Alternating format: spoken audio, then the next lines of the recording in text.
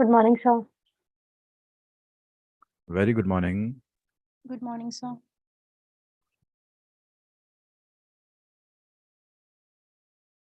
Very good morning.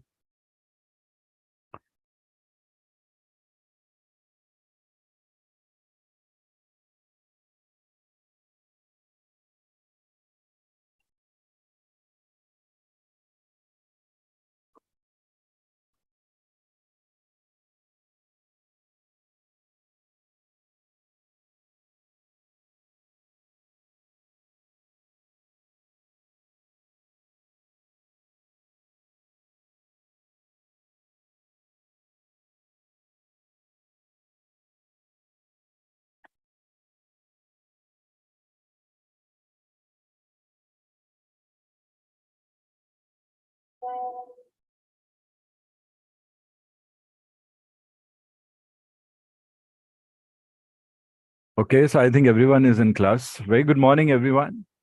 A very warm welcome. We are on a mission, and it's good to see everybody is on time. I really appreciate students who are prepared for the lecture 30 minutes before, 15 minutes before. Also appreciate everyone who is present in the class. Students who cannot make it today live, maybe you're flying or maybe you're working somewhere. So I hope you catch up quick today itself. So let's just settle down, everyone. Basic rules to make the most out of our training session today. What are the rules? Timely acknowledgement will really help me understand if you're not getting something. What is acknowledgement? Acknowledgement is one of the most important RT standard words and phrases we know, and it's one of the most important procedures. What is acknowledgement? Acknowledgement means if you're told something by someone or you're asked something by someone, you're informed something by someone, there's so many ways information is exchanged. Communication, like I am doing right now with you, I am on the transmitting end, you are on the receiving end. What are we doing actually? We are communicating. What are we communicating about? We're communicating about something that is going to help us achieve something. There is always a motto, students. What is this motto of the link? Correction. What is this motto that we have today? Of course, we have a common goal. No communication happens without any goal, right? You must be thinking, sir, generally you don't start so fast. Why are you starting so fast? To catch attention, right? There are so many things that we do to communicate effectively. Let's say Gulshan wants to talk to a friend. What would Gulshan do to talk to a friend? Gulshan will speak in a language which his friend understands, and Gulshan will choose available communication modes. What would be those modes? Those modes could be written, text, email, voice call, voice note, video chat. So many options are available. He can actually use letters also, right? Anything is possible. The way the communication is enabled with respect to our resources. What is acknowledgement? Now, let's say Gulshan's friend is me. Gulshan is sending me a message saying that, okay, I have an event, I'm celebrating my success, and I'm throwing a small party, a function, a get together for family and friends. Please come. He has sent it to me, not in person, probably via a letter. What to do? Does Gulshan, how will Gulshan know the letter has received me? What do? We get tracking IDs these days for all our postals. Gulshan might try to track through the tracking ID. What else? How will he know whether I have actually read it or not, even if it's delivered to me? So Gulshan will wait for an acknowledgement from me that Alkesh, at least tell me if you have received it or not. And I'll be like, if I have received it, whether I can come or not, I'll be like, Gulshan, I've received it, but I'm not sure if I can commit or not. It's 50-50. I'll tell you. That closes the intent for communication at one level. And Gulshan will be like, okay, 50-50, done. What would have happened if I would have not acknowledged? He would have not known whether I'm coming or not. And maybe my coming there is very important for him. In RT, what you learn is to communicate in a proper language. Is that the only thing that you learn? That is the first thing that What is the important element of this first thing then you need to know? What is the most important thing here is timely acknowledgements. We generally don't follow these things, you know. Many of my students I've seen, they're very smart, intelligent students, but they don't realize the difference between this this and the combination which will help you get better results in the exams. Today, I want everybody to know this is a master class now. Okay. Everybody has some or the other experience with RT training so far, whoever is attending the lecture today, right?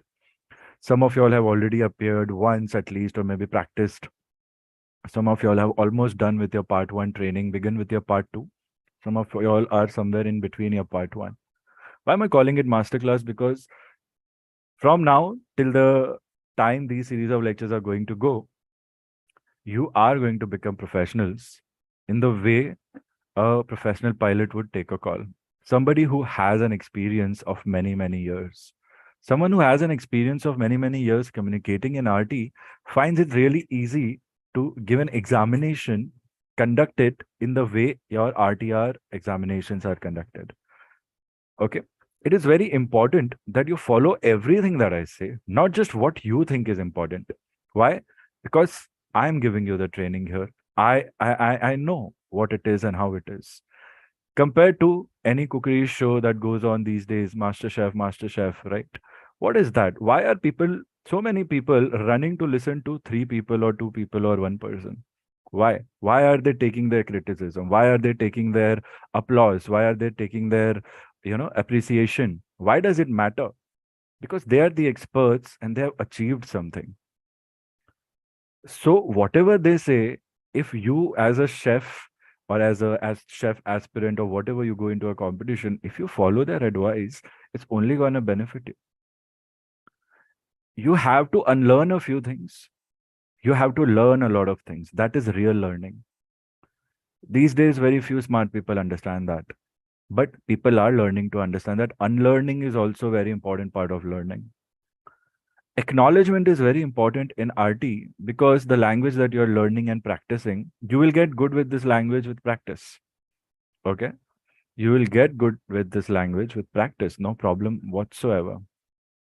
But that is not where your responsibility in order of performance in the exam will end. You have to understand the system, how it works. Those 25 minutes in the examination are more than enough for anyone to simulate 5 to 7 situations. Based upon the simulation of those 5 to 7 situations, you are supposed to communicate using RT language. That is what your RT exams are all about. It is not about mugging up a few call structures or mugging up a few call scripts. No, no, no, no, no. It is not about that.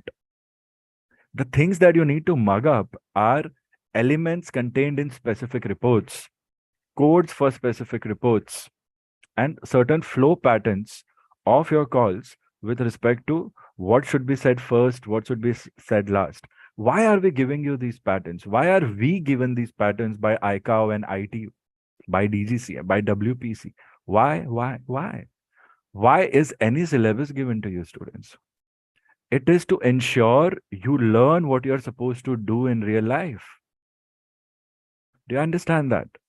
If you can manage to do that in a span of 1 month, 2 months, 3 months training for RT, maybe 20 days, irrespective of where you're coming from, it is a big deal to try and perform at par with, at level with people who are experienced in many years. They're expecting that from you.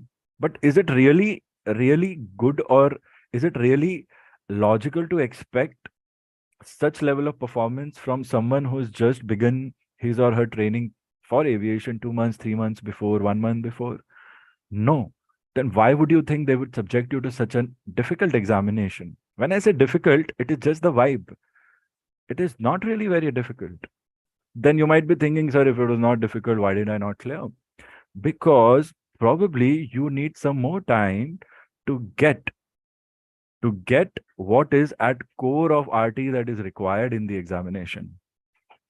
I won't say you are slow. I won't say you didn't perform well. I'll just say You need more time to get proficient. That's it. So, sir, what if you ask, sir, what if I want to clear in my first attempt? What if I don't want to spend so much of time? Then you follow all my instructions, 100% minimum. Over and above that, do whatever you can, keeping me in the loop. Avoid doing things that I say don't do. If you try to follow on these points, you will see that you will get your results. Every student gets it. A few students don't get it. Why? Because they might need some more time to grasp what I'm actually trying to teach. So, what is acknowledgement here? Acknowledgement is you, the receiver, letting me, the transmitter, know that you have received and understood my last message. Isn't that right? Isn't this what you have learned in your phraseology? So, if you're wondering at what points and what levels will I be actually assessed, is it with respect to ditto calls that people are circulating question papers? No. Then what? What is it that is actually helping you pass? This is what you will learn in this week itself. Some of you all can learn it in the first session only. Some of you all might learn it in the next session, maybe next to next session, maybe next to next session. It's that basic thread that is tying everything that you're learning. That common thread is actually common sense. What is this common sense? It is the effectivity of my communication. My communication requires clear transmission, acknowledgement, clear replies. There are certain rules that follow. What are those rules? Let's take transmission. I need to first know the name of the person that I'm calling. In RT, that name becomes call sign. I need to know how to read call signs. What is the second rule for you? For you, the second rule is to identify who's talking to you. How will you identify?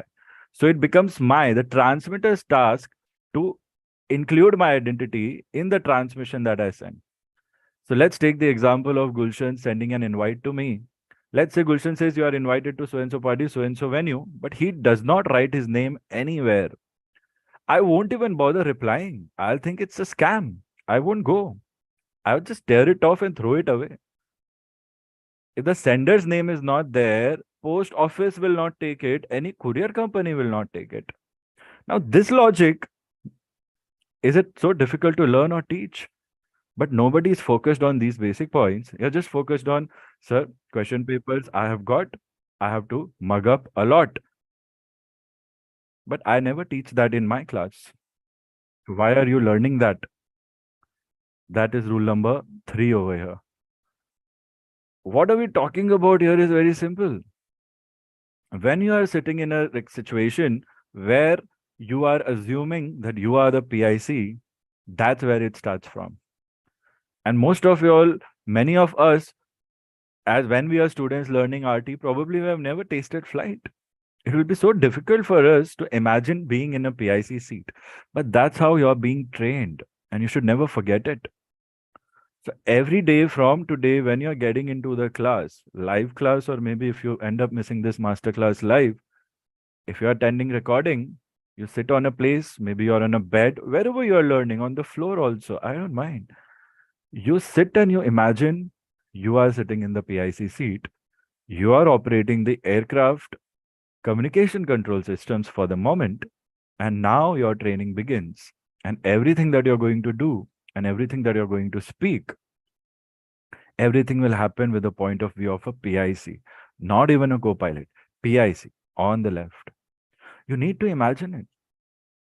You need to imagine it to take a feel for your subconscious to kick in certain amount of logic, which is the common thread that is tying all procedures, all questions. Now, who understands this? Who doesn't understand this? It's all up to you. Take your time. You will clear RT when you are well versed with this entirety of the system. A very few students, they mug up and clear after multiple attempts, but that success, although I can say is coming with respect to number of hours given, that success will not teach that student to communicate in RT. And let's say that student gets into an aircraft and starts communicating with ATC in a professional setting, not in a flight training setting. He or she will be very nervous for a good amount of time initially. There, your growth as a professional pilot compared to other freshers would be slow. And from there, if you start your race to grow as a professional pilot, you think getting a job is your ultimate goal?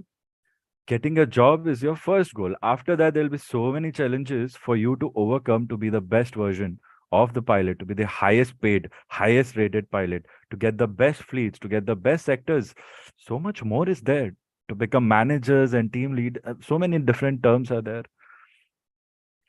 If if you don't learn anything here, and then if you start your journey as a professional pilot, you'll start slow and others will already be ahead of you. We don't want anyone to be ahead of us because the pilot sits ahead of everyone, right? We want to be ahead of everyone. This is our goal. We are not anymore thinking of just passing the exams. We are thinking of being the best. And for being the best, textbook learning is the first learning. Second learning will be to understand the logical reasoning, the logical implications, why and what. When you understand why and what, you'll realize RT is nothing, it's just communication. That is the idea that I'm looking for you all to have by the time you feel you have mastered part one. Major focus today will be on part one. Part one requires a lot of practice. More than practice, what is important? Using the correct call signs. And certain structures that you learn. Why are those structures given to you? Because using those structures make your communication highly effective. Your communications have to be highly effective. You are given a language to learn. You all know the language by now. Use that language in your communication and use only that language in your communication and understand what's happening. You need to be street smart, but in our classes, I call it sky smart. You need to be that smart. That's it. That is the only thing keeping you away. If you have not yet cleared your exams, this is the only thing keeping you away, nothing else. Still, if you will be thinking RT as, oh my God, RT, so many calls to remember. Oh, I didn't practice those calls. Questions are like that. I have never seen that question before. Then will you do it as a pilot when you're flying and you have an emergency that you have not been trained for? Will you let go of your controls and complain? Oh, I was not trained for this emergency. I'm not going to land the aircraft.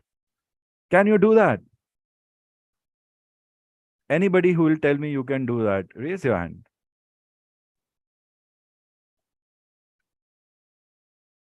If you cannot do that there, then why would you do that in the exam? If you have not yet given the exam, you might not be knowing what I'm talking about. But this happens with the best of us in the exams. We see something that we have never practiced before and we go lost. We panic. And when we panic, we end up making mistakes. And making mistakes is the only reason why you will not be able to clear your exams when you have been learning from me, with me, through me. That's it. In the end, when you have finished your syllabus, when you have given 1, 2, 3 attempts also, why are you still not clearing?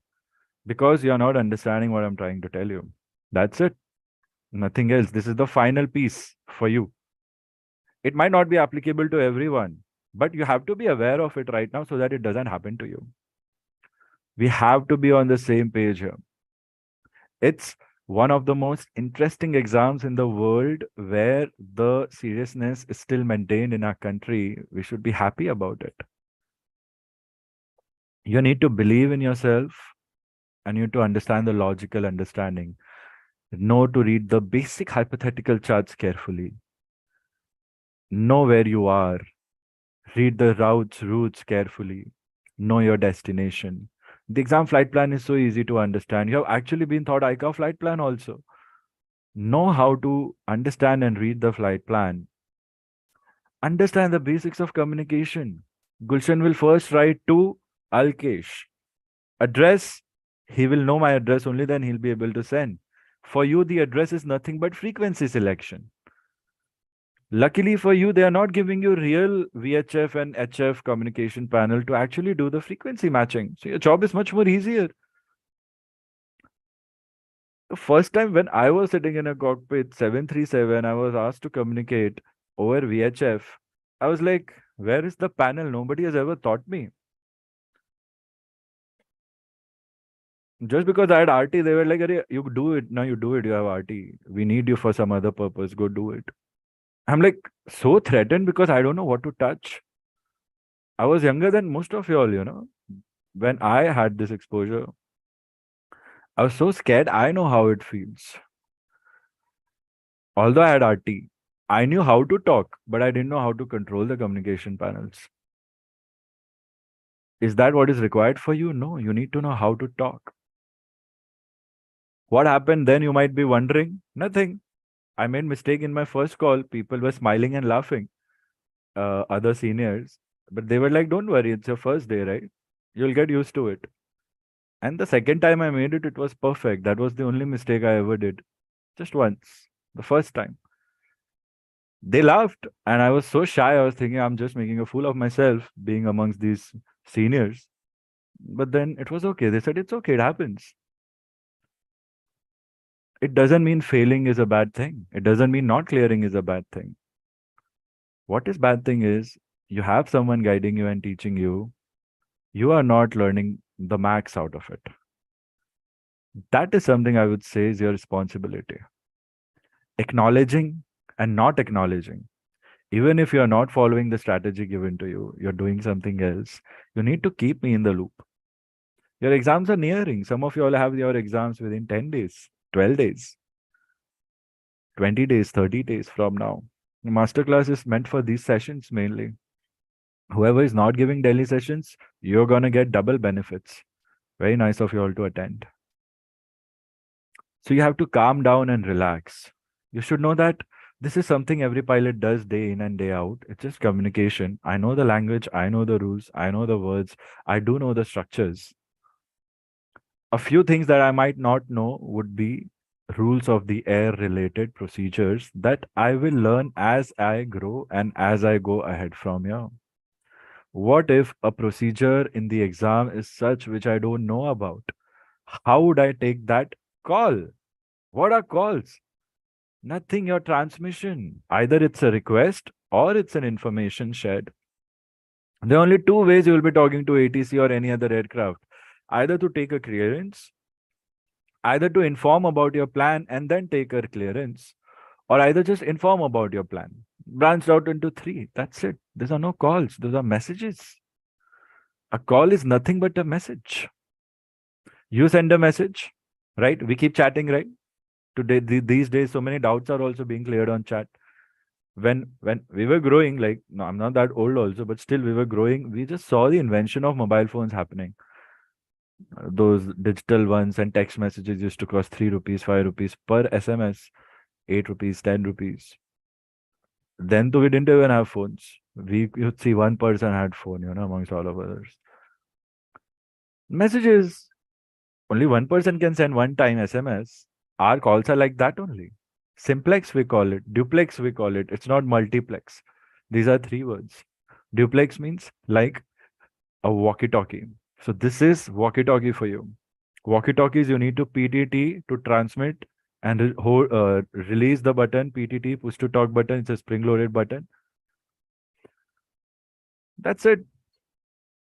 What you're going to do is share information with respect to your position, your situation, or inform about your position situation and request some other deviations. Why? Because ATC will approve things considering everything is safe or not for you to do that particular rerouting or deviation. That's the logic here.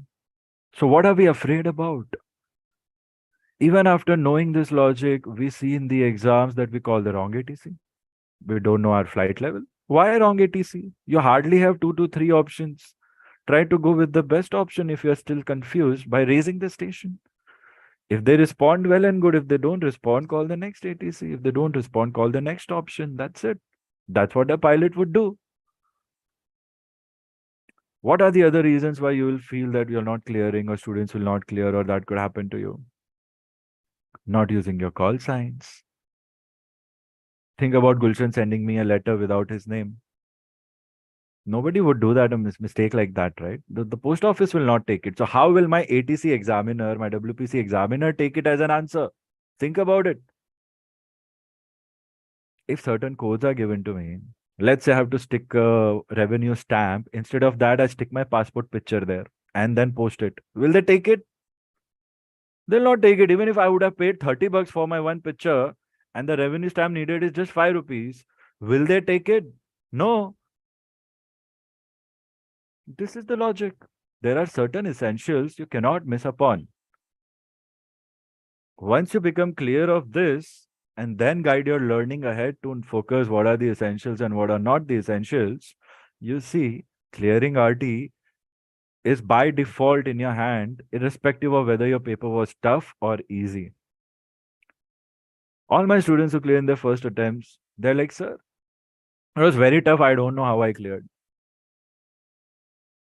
I love such experiences. I say you have never flown or you have flown. It's a mission. It has to be tough. A real pilot will not go through those many problems and situations that you are given in an RT exam. So it has to be tough. If you feel it's tough because you have felt that you were in the cockpit, and if you made mistakes, it means you need a little more time to prepare. That's it. We all need our own amount of time. You decide how much you want to give yourself.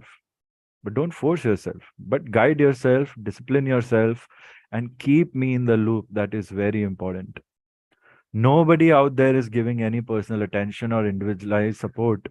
When you are getting it, why you're not taking it? No instructor these days has the time or capacity to get into your psyche, evaluate it, and then give you ideas about what could work the best for you. You are getting it here. So use it to your benefit. Why else would I speak things? I've also come across students. Students don't feel I'm, saying anyone anything, but people will not read the email body in the email. Why? I type it most of the times, always, so that you can get the message. Why are they not doing it? I don't know. Everything that I say, students, 99.99% is to help you clear your set goals. If it's RT, then RT. If it's something else, then something else. Only couple of students are here or there where I share my mind related to this, but something else. So never ignore that also. And if I give you an area of improvement with respect to certain things, like be confident or take it this way or take it that way, or some people are very scared and they are very nervous about public speaking, and that is one reason why they cannot do it. Try to work on it on a daily basis. I know it's not easy to bring a change in our behavior so easily. Saying is easy, I can say it, anybody can say it, but doing is so tough. But at least for the sake of your exams, we could try to include it till the day we get the results and then go back in your the way you are, right? Like if you go for cadet programs, many people now it's slowed down a little bit, but many people used to just fail in the entrance exams. Why? Because they wanted a certain type of character and certain type of physical personality in a student before they can even take those fees from you. So in aviation, whether you like what I say or not, in aviation, a little bit of character modification can help you achieve better results. When I say character, I don't say that character. I say characteristics with respect to how we are speaking, what should be said, and how should we pretend to perform in those odd 25 minutes in part one and couple of hours at max overall, from where 5 minutes to 10 minutes will be your max part two Viva session. That's it. These things will combine your preparation in such a level that 2 months down the line, you'll have Hearty and I'll be messaging you, Vacha, send me a picture holding your RT license. I'm going to put it on the wall of fame. Now visualize that. Visualize the joy. Whenever a student sends me, sir, can you help me? When will my license come? The problems will never go. The same student 3 to 4 months before was messaging me, sir, can you help me learn and prepare for RT? Then 2 months before, sir, I could not clear, but I will try in the next attempt. And the same student now tells, sir, can you help me with the license application process? Sir, can you help me track it? When will it come it? And finally, sir, it's come. So your queries will never end, student. Your challenges will never end. This is just one stepping stone. It's not the end of the world. So take it as a small challenge. Be a bigger person and master this small challenge this way completely. But what is happening? Students are considering they are like this and RT is like this, and RT is doing this to my students. Why? Why? Need not be like that anymore. Take your own time. Multiple sessions are not an issue for you to clear RT. How are you learning? Are you learning to be a pro, a professional in the way you are communicating? That should be your ultimate goal. If you're pro, it means you're going by the book. If you go by the book, these are the manuals I'm talking about, your examiner in part 1 will easily push you to part 2. Part 2, not that difficult, You have to just describe many points, as many points as you can in short and sweet ways. So that's where you learn how to give answers in interviews also.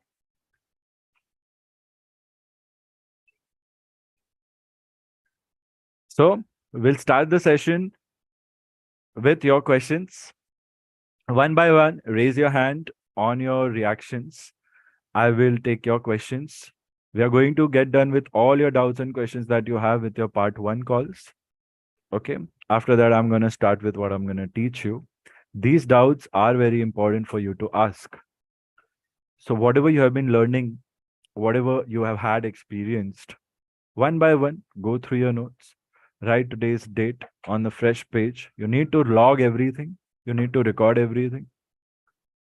I23 will be the series of lectures from today onwards for these. This is lecture 1. You can also write RTR masterclass. Okay.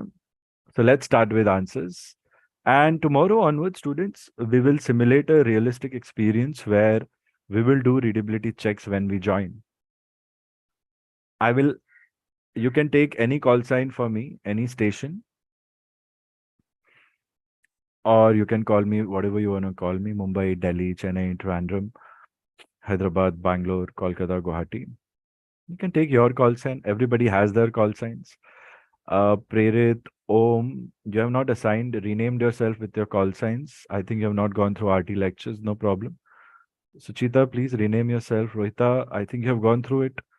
Siddharth doesn't know. Siddharth, I think you had a call sign. So it's okay. If you don't have a call sign, assign any 3 letters. Prefix, Victor Tango. Victor Tango is nationality marking assigned to aircrafts registered in India. And the next 3 letters are registration markings. So Victor Tango is common for everyone. V for Victor, T for Tango, separated by a hyphen. And the next 3 letters are your registration marking, just like your vehicle numbers have registration numbers. So remember, nationality and registration marking. VT is nationality. The next 3 letters would be your registration marking. What registration? We'll assume this is your private plane. So very nice to see Yukti joining in live. Usaid.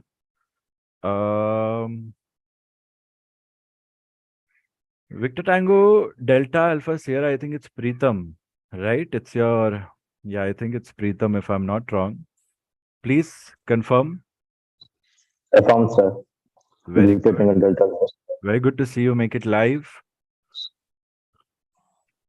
Gurpreet is here, Prerit is here. Prerit, कोई भी 3 letter choose कर लो, abbreviations आपके नाम से related, and then you can rename yourself with those. If it is already taken by someone, so we cannot take it, so you'll have to take something else. Gulshan is here, Vignesh is here, Om is here. Om has made a very cool call sign. Very nice. Muskan is here. Mm, I'm not. I'm not. I'm unable to identify a few call signs. So I'm gonna text you on WhatsApp and you confirm.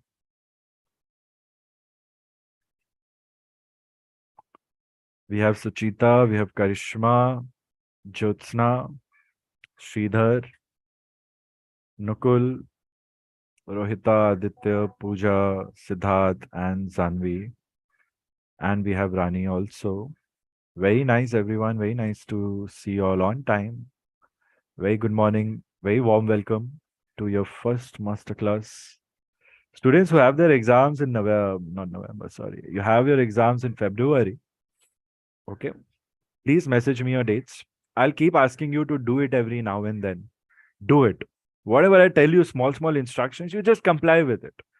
Anytime you don't feel like complying, say, sir, I don't want to comply with this. It's going to waste my time. I'll give you something better then. Understand we are teammates here. Although I can act like a coach because that's my job, but I'm also like a teammate here. But you have to perform, I have to enable. So have that flexibility in talking to me and letting me know whatever works for you and not. But do not take it for granted. Otherwise, if you miss out the coach in me, then your training will not be over.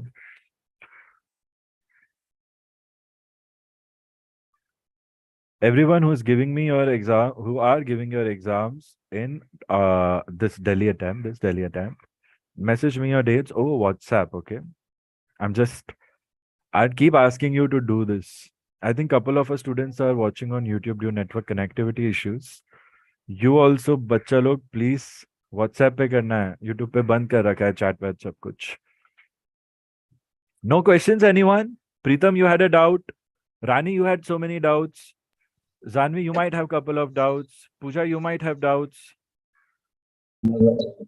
Raise your hands, everyone, one by one. I'll give you your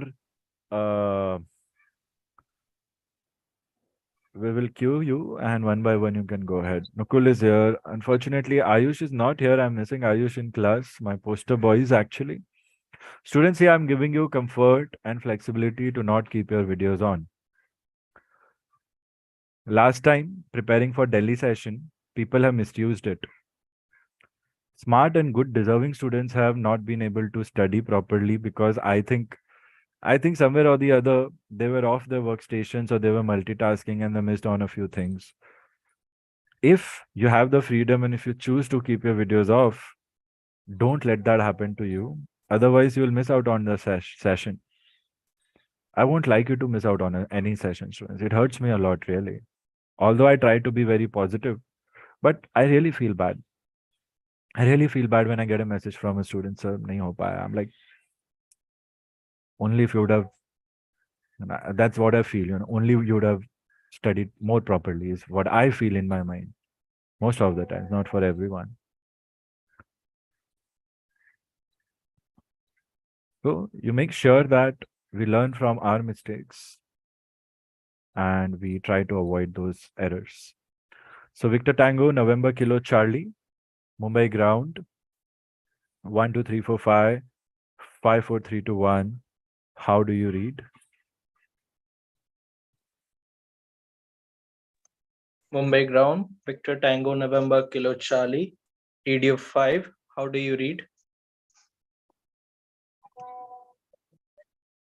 Nukul and everyone else, whatever calls we are going to practice, whatever calls, make a habit of writing them. In the exams, you'll have to write those calls. Remember. Okay. Any call. This is the first level of practice. Don't wait that sir will tell me to practice, only then I'll practice. No, no, no, no, no. Other students who are not talking live, not transmitting live, you should practice listening and writing their calls in the ATC section at least. People who don't know how to log calls, you will know. Don't worry when you start.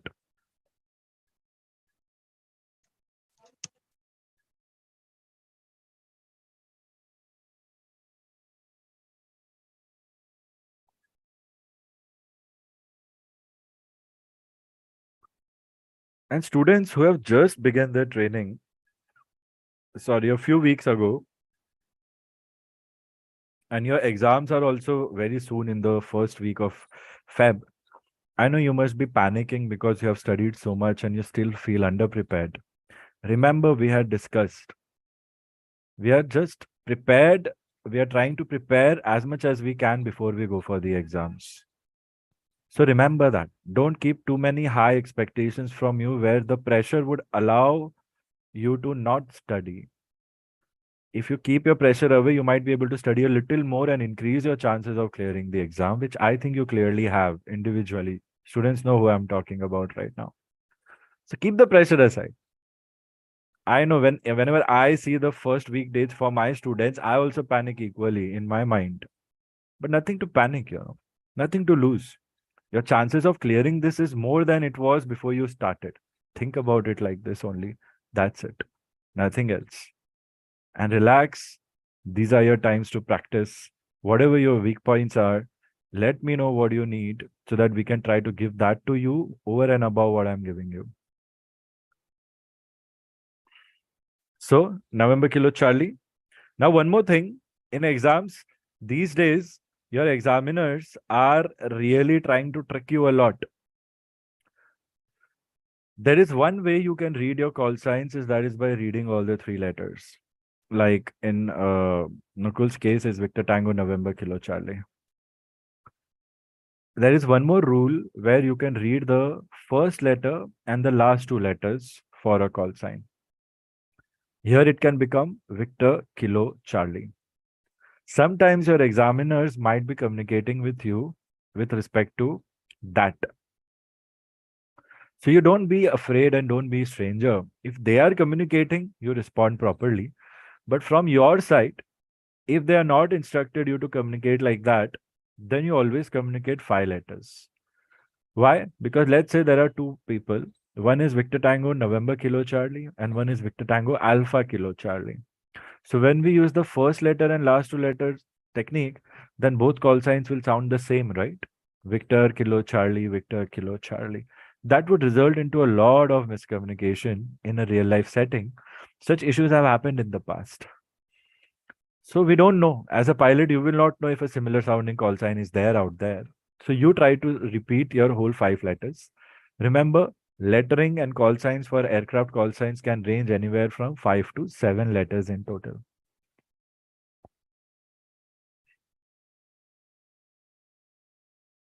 So Nukul, go ahead with your doubt. Sir, a couple of months ago, you have sent me a question paper to solve it. So there was a question.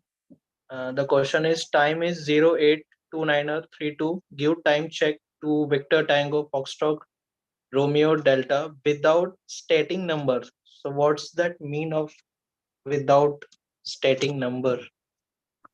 Stating or starting? I don't know. Sir, should I send you that PDF?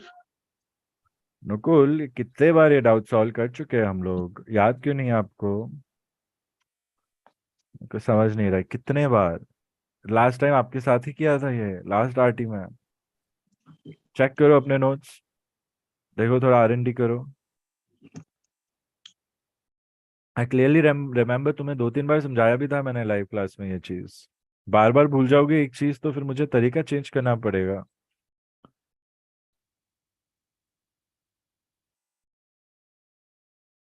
Take your time, I will come back to you. और क्या doubts है बताओ नकुल। नकुल इस पे research करो थोड़ा पहले, don't worry, take your time. Make sure ये पार्किंग लॉट में है आपके, ठीक है? नहीं तो सर कितना हो जाएगा। मैंने सिंपली ऐसे सॉल्व किया था, just I request for the time check and give the appropriate time, that's it. उसकी बात नहीं हो रही है, we have discuss this Nakul. Try करो, रिकलेक्ट करो, पास्ट लेक्चर्स देखो, लाइव लेक्चर आरटी के कब अटेंड किए हैं, होगा उसमें। I remember precisely. आपको याद क्यों नहीं आ रहा? नहीं मिल रहा तो ठीक है ना, I show you. 5-10 minutes try करो, आरएनडी करो, research and diagnosis. Students learn to speak up. A group session can help you in a lot many ways, okay? If you are afraid of public speaking and all, this is your time to practice. If anybody bothers you in class, if any of our male students are bothering girl students anywhere, I'm not going to tolerate it. I should be the first person you tell me, and that person will be out of the academy only. And girls should also not bother guys. Everyone here is independent and dedicated and trying to do something on their own, okay? Nobody is here for time pass. Everybody has their own set of struggles. If you want networking, do it your way, okay? Remember this, students. This is very important, all right? And nobody's going to make fun of anyone. Yeah, Delta Alpha Sierra, please go ahead. हाथ दुख गया क्या? Digital हाथ दुख गया आपका? Sir. So I have a questions like I was going through your notes, and in pen 10, there was a structure like part one, you have to address who are you calling, who are you. In part two, there is like condition. In part three, intention, and in part four, additional information like position report and other details. So can you read us? Yeah, I can read you. You should say, how do you read? All the things that you have learned in your RT training, students, in our normal communicating, try to use it. Yeah, I read you 5. Carry on. I'm listening to you. Yeah, but in lecture 9, G22. What is 9, Pritam? Is So 9 a section number in RT? lecture 9. 9. Very good. Yeah. Do we say sorry or do we say correction? Correction. See, students, these little things, if you don't do in the exams, we'll miss out on the session. This is one basic thing we need. Everyone remember this. Try to include everything in your basic communication with me. So practically, Preetham, you're discussing the same doubt you asked me in the last night in the chat, right? It's the same thing, right? I'd ask you to remind me in the class. Delta Alpha Sierra. Read you 2, say again. Victor Tango, Delta Alpha Sierra, Mumbai ground, read you 2, say again. From Victor Tango, Delta Alpha Sierra. Victor Tango, Delta Alpha Sierra, Mumbai ground, read you 1, say again, all. Mumbai ground, Victor Tango, Delta Alpha Sierra. Victor Tango, Delta Alpha Sierra, Mumbai ground, read you 1.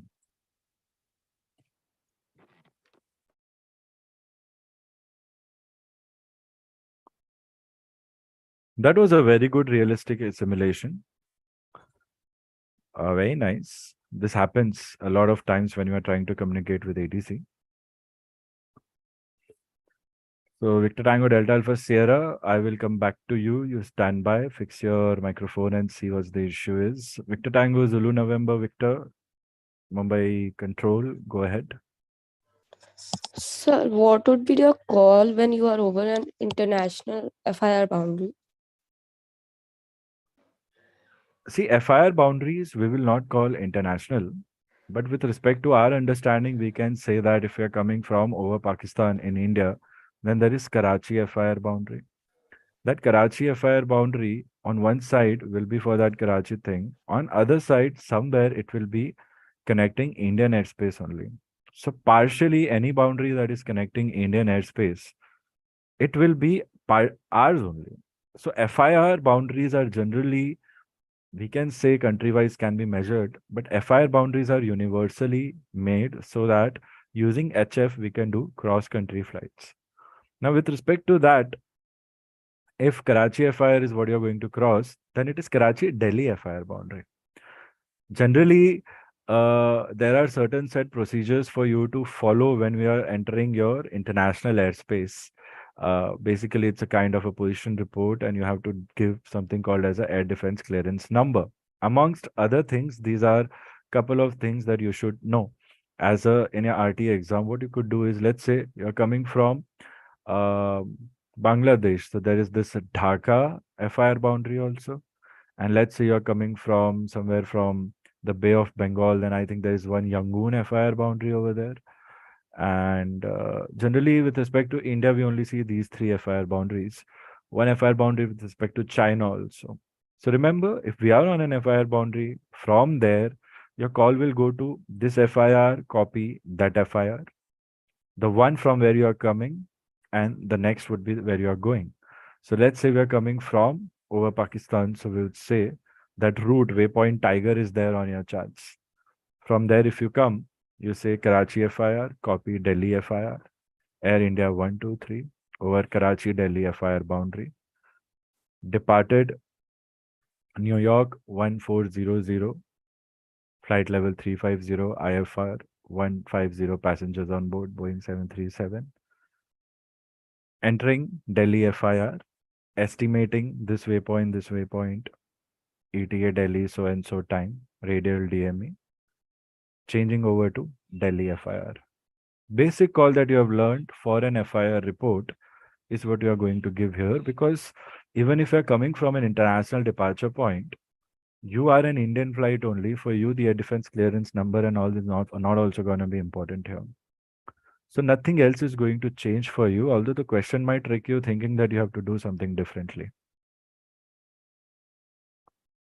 So how do you feel about it, Zanvi? Nothing, sir. It's all right. No, carry on. Talk to me. Discuss this in detail completely. So nothing. It came in the exam, so I was thinking I did it wrong.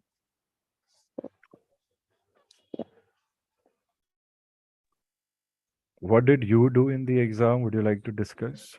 Sir, I gave a FIR boundary report only, like a regular report. Mhm. But I did not give departed from there and there.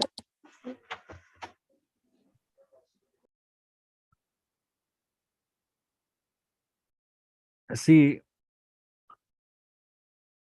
there might be a difference with respect to the call that we have given. Probably there might be few mistakes.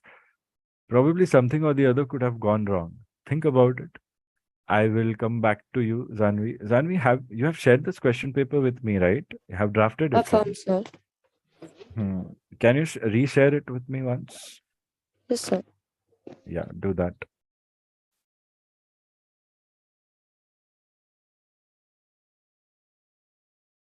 Victor Tango, Delta Alpha Sierra. Go ahead. Mumbai ground, Victor Tango Delta Alpha Sierra. How do you read? Victor Tango, Delta Alpha Sierra. Mumbai ground, read you 5. How do you read? Read you 5, strength 5, Victor Tango Delta Alpha Sierra. Victor Tango, Delta Alpha Sierra, Mumbai ground. Go ahead. Mumbai ground. So you gave an examples of pen call in lecture 9, and it goes like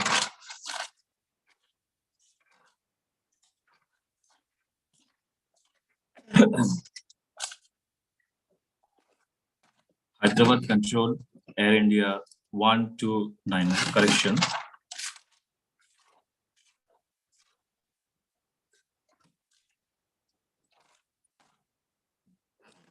Pen.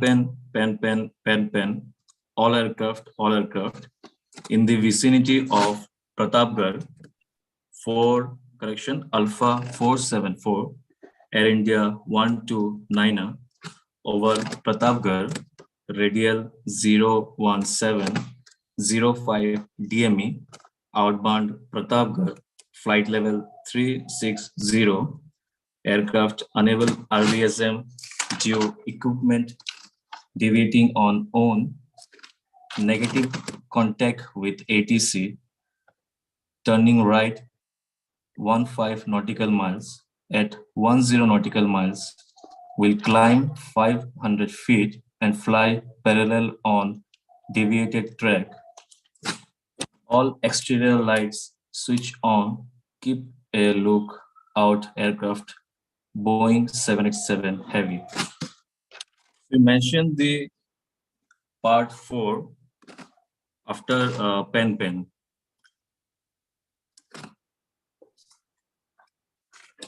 The additional information, positions report and other details.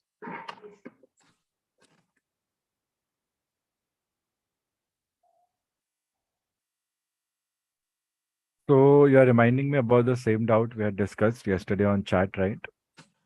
Yeah. Can you just rephrase what I had given you as a solution to this? I want You to said it. Hmm. No, you said you have to keep this structure as it's like in the distress and the urgency call.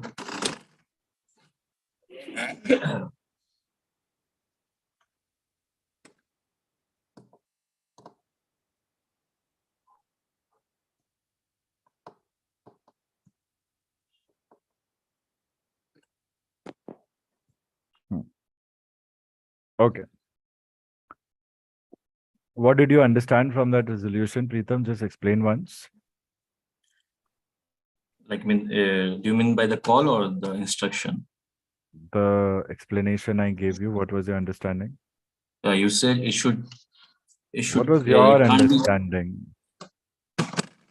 It can't be interchanged. I mean, the pattern, the structure of the call for urgency and distress.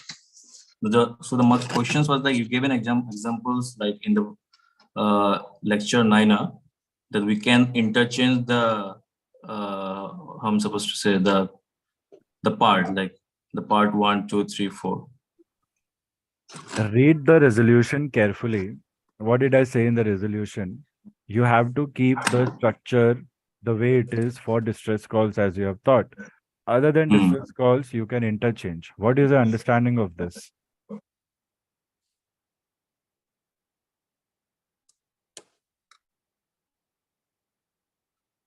Okay, got it. Just explain what is the understanding of it. So the Understanding of the pen resolution, yeah. pen is the urgency call. So you gave the resolutions for the distress on it. Like for the distress call, the structure should be as it is. But for the pen and other calls, it can be interchangeable.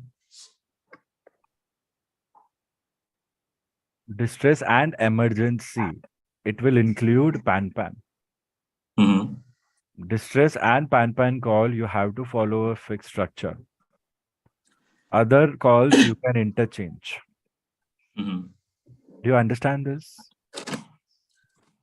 Yeah. No, I got it. But you give the examples like in lecture 9. So the positions report and the radial and Our the position report and radials, are they, if they are in your urgency or distress, then you follow the structure. If they are normal routine calls, then you can interchange. What is the difference here? What are you not understanding here? no. My questions was like I'll explain it again. Like in urgency call, you gave like the part 4 should be positions report and other details. But you gave an examples in lecture 9 of pen urgency call. The position report was after part 1. Preetham,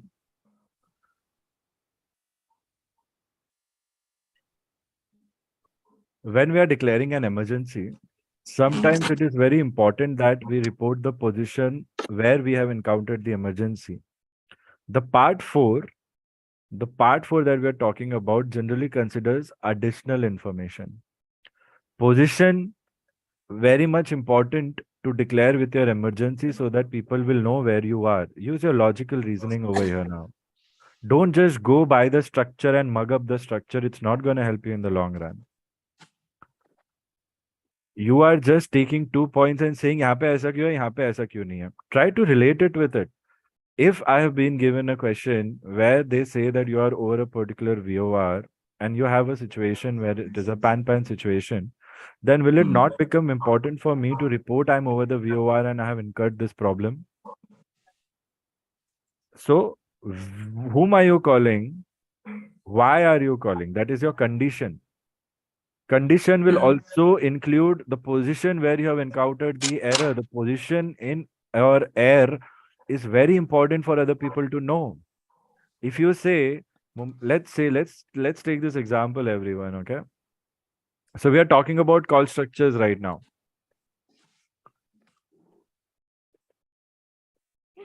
Talking about call structures, okay? What have you been taught about call structures? Follow 4 Ws. These are for normal calls. When I say normal, it means not emergency. Anything that is not normal is emergency. What are those emergency calls? Distress, urgency. Very important for us. So call structures you divide into. Generally, we teach you to make the call structure W1, W2, W3, W4. What do we say W1 should be? Definitely. Gulshan is sending me a letter. He will take my name. Here it will be, who are you calling? Okay. Who are you calling? Second, definitely he'll write from. Who are you? Here basically the other receiver's call sign. And here it will be transmitter's call sign. Then third and fourth, we have taught you to be flexible. We have taught you to be flexible so that you don't mug up. But now I think some of you all are mugging up the flexible part. No, students. We're just telling you, depending upon the situation, you can say whatever you want to say. Now, what are those two W's? Where are you? And why are you calling? Where are you? Why are you calling? They are generally considered in the same scheme only. Why you would be thinking where are you can come first? Because your position in air has to be reported to the ATCs the first thing. Only then you will be given any support or any help. Second thing, why are you calling is the purpose of the call. Either you're giving an information, like I started the session with, after 5-10 minutes I spoke that. It could be an information, it could be a request. That is your purpose. This purpose is in your question only. And where are you is also hinted to you in your question only. They both are in the question only. You get this in the question. Who are you calling is something that you have to figure out. And who are you is also given to you in your flight plan. Now let's take this example. Let's follow a route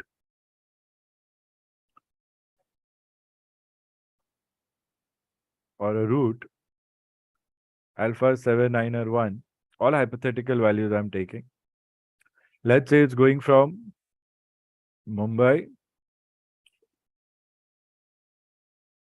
Pune, and Nagpur. Okay.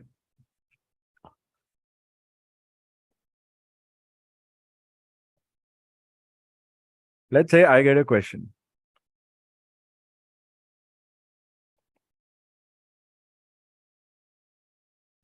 Over Pune,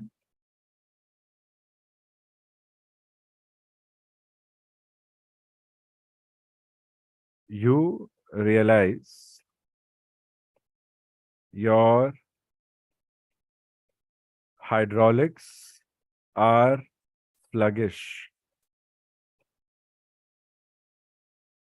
You see, why are you calling would be to report that your hydraulics are sluggish. Where are you? Over Pune. These two things had to be given to you, will be given to you, 19, always, so that you know where you are. Because this is not a real flight. You are still on ground. But they have to simulate a real life situation where you are flying as a PIC. So you are over Pune means where is your aircraft here? Your aircraft is here, flying in that direction, going from Mumbai to Nagpur. This was my departure. This was my arrival in your flight plan. Now, how do I make this call? If I'm transiting Pune, it means I'm exactly overhead Pune, transiting. Remember that. Then, depending upon my flight level, chances are tower will still be intact with me. Pune only has tower. I remember it out of memory. You will check it in your charts. So whom will I call? Now, this is my situation. All I have to do in the examination is take a call. What is this call? It's a message. Whom will the message go to? It will first go to Pune only, because you are in the control of Pune. Who are you? Let's say your aircraft is Victor Tango Alpha Lima Kilo. Where are you? You're over Pune. Why are you calling? Because the hydraulics are sluggish. Hydraulic sluggish generally is a pan call. Okay.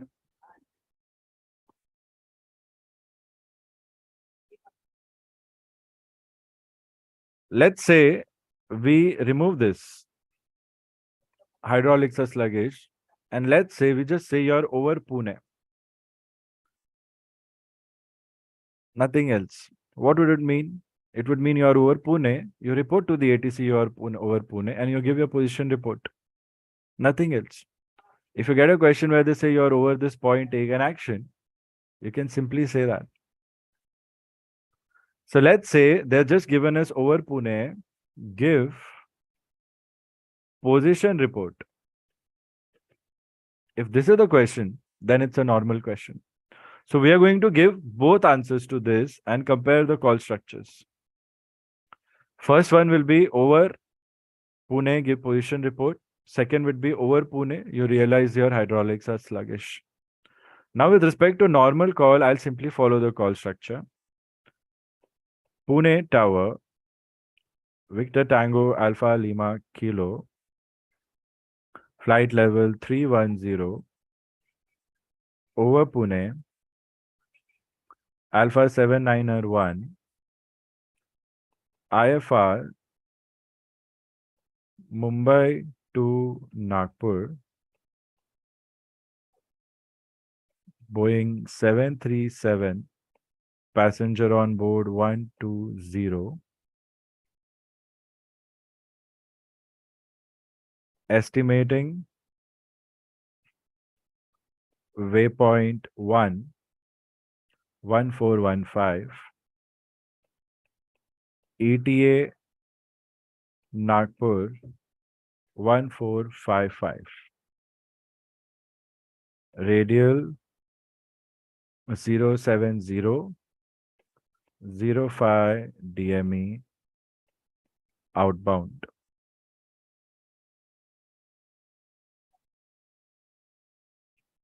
Done with this call. In this call, you have been given a flexibility over here. By the way, if you're thinking where is waypoint 1, so we will say this is your waypoint 1. No name given to it, so we are calling it waypoint 1. So over here, now I need to break it down in the call structure, see whether my call was according to the structure. W1, W2 are very important. Without the addressee and the addresser, no communication is complete. After that, looking at the question, where are you? Why are you calling? You have to give a position report. One thing I could have mentioned here was the name of the report, because whenever you give reports, you need to name the report. One element we have realized is missing. Other than that, second thing, you will also give your call sign for a report. Apart from that, what are we doing? We are just giving a position report. That's it. That's the call over here. If the call would have asked us to do something that was non-emergency, we would have added that request. Let's say they say you are over Pune, request descend to flight level 150. If this would have been the call, then what would have I done? Pune Tower, Victor Tango Alpha Lima Kilo, over Pune, radial 070 05 DME, outbound Alpha 791, flight level 310, IFR Mumbai to Pune, correction, Nagpur, request descend to flight level 150, time now 1415, top of descent 1420, request descend. Now I'm giving you an example of a live call. See how comfortably I'm doing it. I need you to master this, students. You give yourself any situation, try to sort it out correctly. Don't be afraid of making mistakes. With practice, you will correct them. Now compare this. Pune Tower W1, W2. Rest. What was the next question asking me? Over Pune, request descend to flight level 150. We are assuming we were at flight level 310 as a cruising altitude until now. So what have I done? I have given my position. In the end, I have said, why am I calling? So here it becomes W3, that is position. And here it becomes W4, why am I calling? Here, in this case, W3 plus W4 are in just one place only because position report was my purpose of the call. But because I started saying position report, I could say, why am I calling was W4 here? So this was the meaning that W3, W4, be very comfortable based upon what you find is important in the exam to speak first. Understand it logically. This is very important. So how do we figure that out? By understanding the situation, understanding the question. With respect to these three possible questions, over Pune, give position report. Reports are very easy to give. We take call signs, we say the name of the report and then we start with the position correction. The report elements, which starts with your call sign. Students who have not done it, you will learn it in a couple of lectures or so. If I change the question to O Pune, request flight, descend to flight level, then I have been given a purpose. It doesn't mean I will not report my position. Your position report, if you remember carefully, is the backbone of all your calls. Your calls without your position are nothing. So when I say it's a backbone, understand, this is the salt in your food, students. It's something that you don't need to memorize or mug up in a structure. It is something that should come out naturally.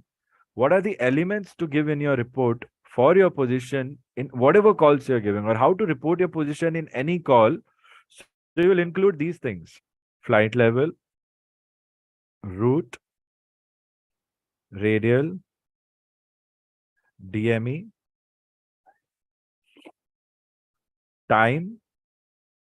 It's subjective, you can use that. Estimates.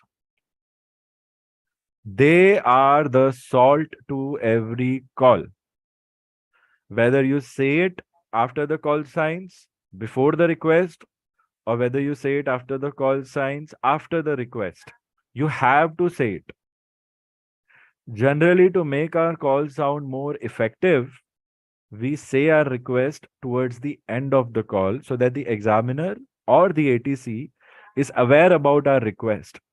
But everything that we have said is equally important for them to hear properly. That's why you say, I said request descent again, although I had said request descent to flight level over here also. But the way I said it, it sounded very nice. Anybody who listened to the call and has to give me marks out of 10 or 20 can easily give me 8 out of 10 or 16, 17 out of 20 without thinking twice. This is my first goal. My second goal is when I'm learning to realize, oh, why did I make this fumbling error? Why was I not focused to give Nagpur and why did I give Pune? So I was not looking at the chart. Here I could have said, why did I make these two errors? Because, oh, I should have thought about what is the difference between a call where I have to specifically give a report before I give a call. If I would have reminded myself, I would have remembered this. But I gave it out of instinct without thinking twice. Still, because I have some practice, I'm having better flow with my call. But what is happening with my structure here? W1 and W2 is important. Never forget it. W3, W4, depending upon the situation, give it your way. Your position will be there.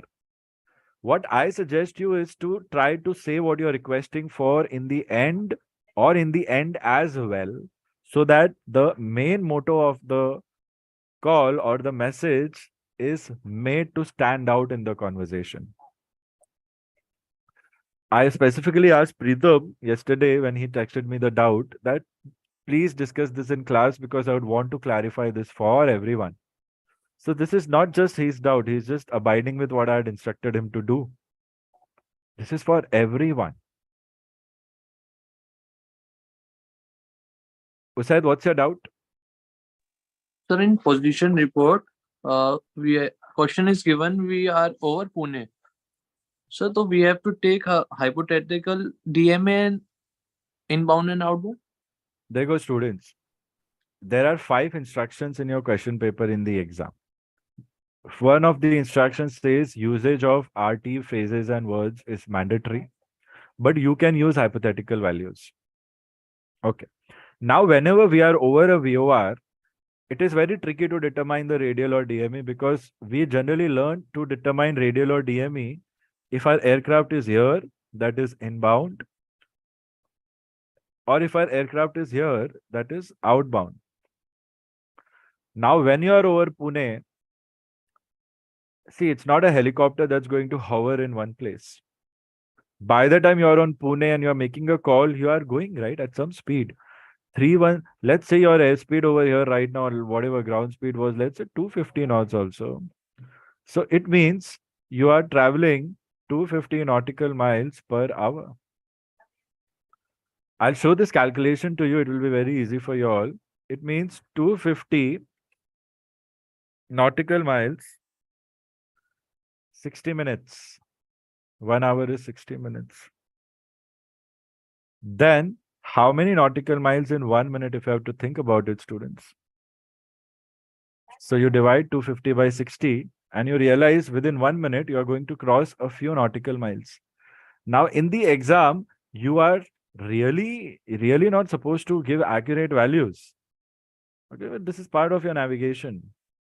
So approximately in 1 minute, I am traveling 4.16 nautical miles.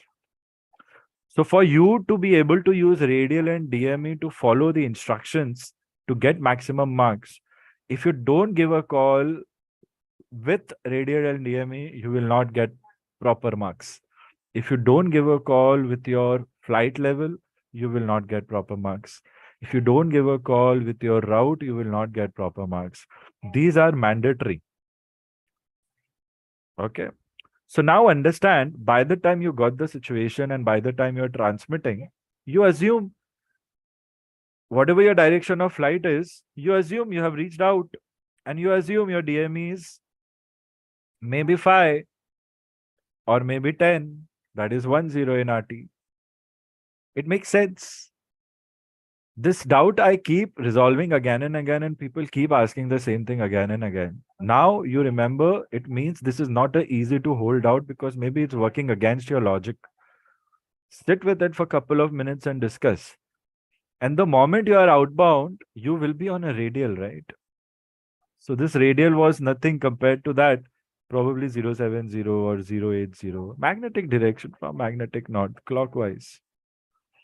In the exams, luckily you will get 80% of radials will be mentioned on the route. So use these techniques. Sir मैं ऊपर उधर radial कैसे दूंगा? ऐसे देना है हमें. Exam में अगर ओवर दिया है तो हम आउटबाउंड में दे देंगे उसको बिकॉज हम आगे चल रहे हैं ना. तो by the time in real time we are giving a call, we can assume we are over it, little outbound. It's not wrong because the airspace shared by tower, the airspace itself can be of 25 nautical miles or 30 nautical miles. So 1015 nautical mile will still be within that Mumbai tower airspace only. That's why you can say you are over Pune. You don't have to be ultimately over Pune. You can be within the range of the Pune CTR also. Remember these are very important clarifications we are getting. If you can remember these and realize these, students, you're good to go. If you have studied everything else and you remember these differences and ensure that you don't make mistakes, you'll get good results here itself only. That's it, it takes once you have done with your basic learning. So continuing with the call structure doubt, Preetham, I want you to acknowledge, and anyone who has not yet understood, you also acknowledge Have you understood the clarification between basic call structure? Basic call structure, not Affirm, telling emergency. about Don't compromise. Don't say affirm, students, if you have not got it. Okay? I'm still sensing hesitation. Pritam, negative feel free to doubts. discuss. Okay. Now let's talk about the distress call or urgency call. Let's give it a common word, emergency. Okay. What are you taught in your emergency calls are that it is in 4 parts that you have to follow strictly. That you have to follow strictly. Part 1, part 2, part 3, part 4. What is part 1? Addressing. Now leave the normal call aside. Normal call is basic cooking, basic painting, basic driving. Distress calls are cooking for a 5-star restaurant, painting for a big museum, or maybe driving the world's most expensive sports car. A lot of difference between the two. Without training, nobody is going to give you a hands on the sports car, even if you have driven for years, because it can result into accidents, right? Even if you have cooked in your house or anywhere small restaurant for 10 years, I'll not directly send you to cook for 5-star guests, right? Even if you're being a good painter, I'm just not going to put your painting in the museum, right?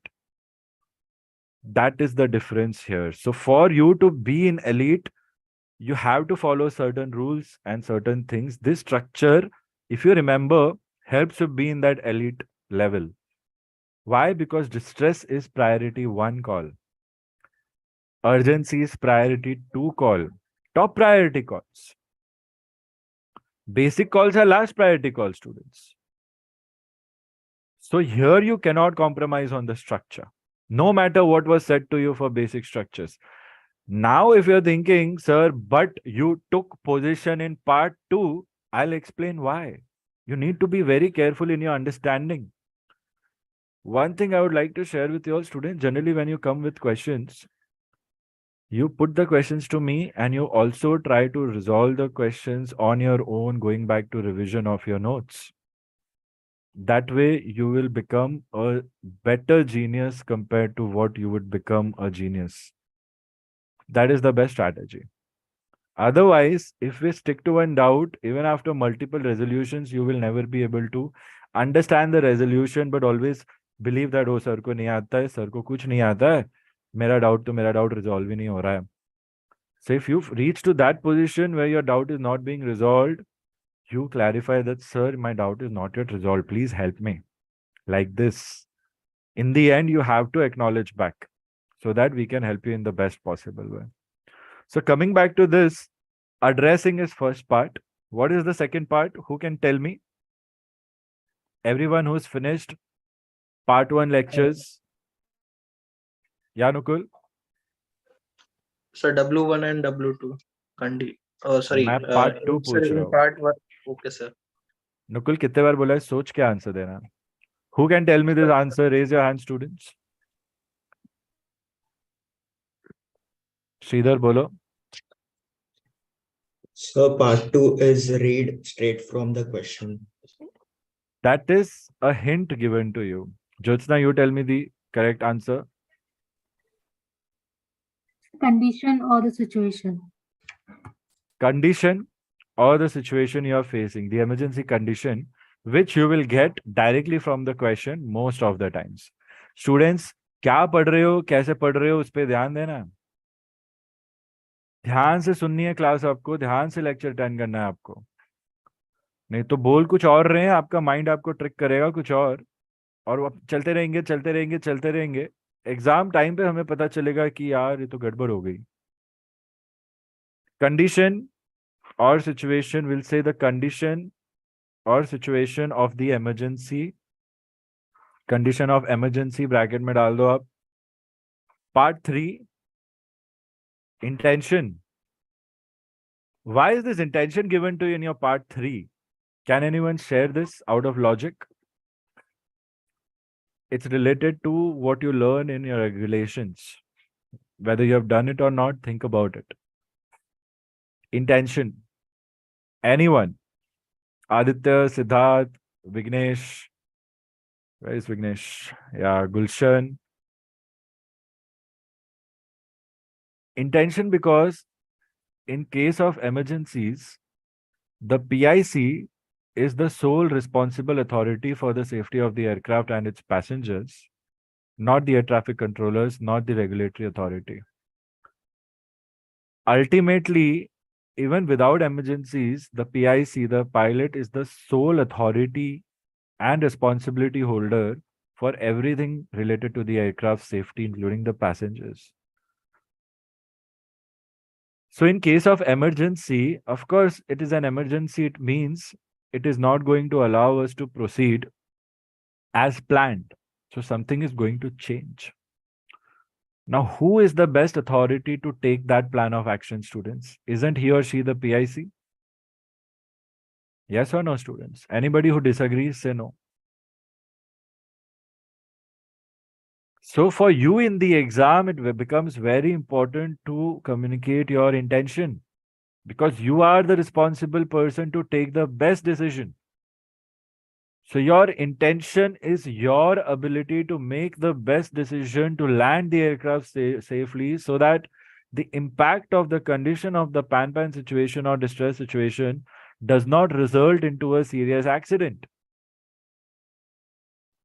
Now think about it. Okay, sir, my intent would be to make an emergency landing at the nearest aerodrome. Yes. 80% of the times, all emergencies will require you to do that only. So what are you worried about distress and urgency calls, if I have to ask, and if you are worried about? Because you have to land the aircraft safely. Where will you land? If your destination is so far away, departure is also far away, where will you land? You choose, looking at the chart, talking to ATC, asking which is the closest possible airport available. Can you help me set course? Are they capable of taking me? Is the weather clear? You will have to verify all those things before you make a plan. In the exams, you don't do all this. You directly choose one airport. You request to set course, request instructions, request emergency landing. So your job is much more easier in the exams compared to real life. So you need to give your intention. What will happen if you don't give intention in part 3 but give it in part 2? Pan, Pune Tower, Air India 123. This is addressing. Okay. I would like to make an emergency landing at Pune. Does it sound right? They'll be like, why? Before they ask why, it is important for me to give the condition. So I say the condition first. Pan, Pune Tower, Air India 123, or let's say Victor Tango Alpha Lima Kilo, over Pune, hydraulic pressure low, control sluggish, would like to make an emergency landing at Pune, request immediate descent and further instructions. Passenger on board 180, 05 DME outbound, radial 070, flight level 310, Alpha 79er 1, correction 79er 1, request immediate assistance, firefighting services and emergency medical services on arrival. Now, what did I just do here? Think about it. I explained the condition, then I gave my intention, and then I explained my position. So in part 4, we generally say it is additional info. Let's not talk about it as additional info. We'll say rest of the info. Everybody update it now. Rest of the info. But in the end, I would still tell you to remind the ATC about the main thing that you had requested, even though you would have said it in your intent. So in condition, part of your position will come. Whatever part of your position is not coming in your part 2 condition, that definitely you have to give in your part 4. Are we all understanding this? At least 1 or 2 questions in your exams would be emergency call, students. So how would the call be, Nai? The emergency question, I hope everybody knows. I will underline in red the emergency. I will underline in yellow the normal call, position report, and an underline in blue the request descent call in one question. You can all write 3 different questions for all the 3 different solutions right now. So what will the call be here? Addressing hydraulics low, control sluggish is a part of your condition or a situation that will impact the safety of an aircraft, but does not require immediate assistance. It means you get some time before aircraft is threatened with grave and imminent danger. It means you will have some time. Your controls are not completely gone. Now, what is hydraulic control sluggish? Now, let's say that I have a control column. Let's say I'm Boeing, the flying Boeing. And in order for me to pitch up a little bit, I do this and I pitch up. Pitch down, I do this and I pitch down. So this is my feel. FEEL. It's an aerodynamic term. You feel it. You feel the controls of the aircraft on your hands. Sluggish would mean I'm pulling it, but I've just got little more. Not as much as I was getting before. So before I was getting good, that is perfect. Sluggish means pressure is low. It means I'm not getting enough input with respect to my field moment as it should be. So chances are somewhere or the other, my hydraulic pressure source has failed. My hydraulic pressure line is not giving me proper pressure. Something or the other is missing.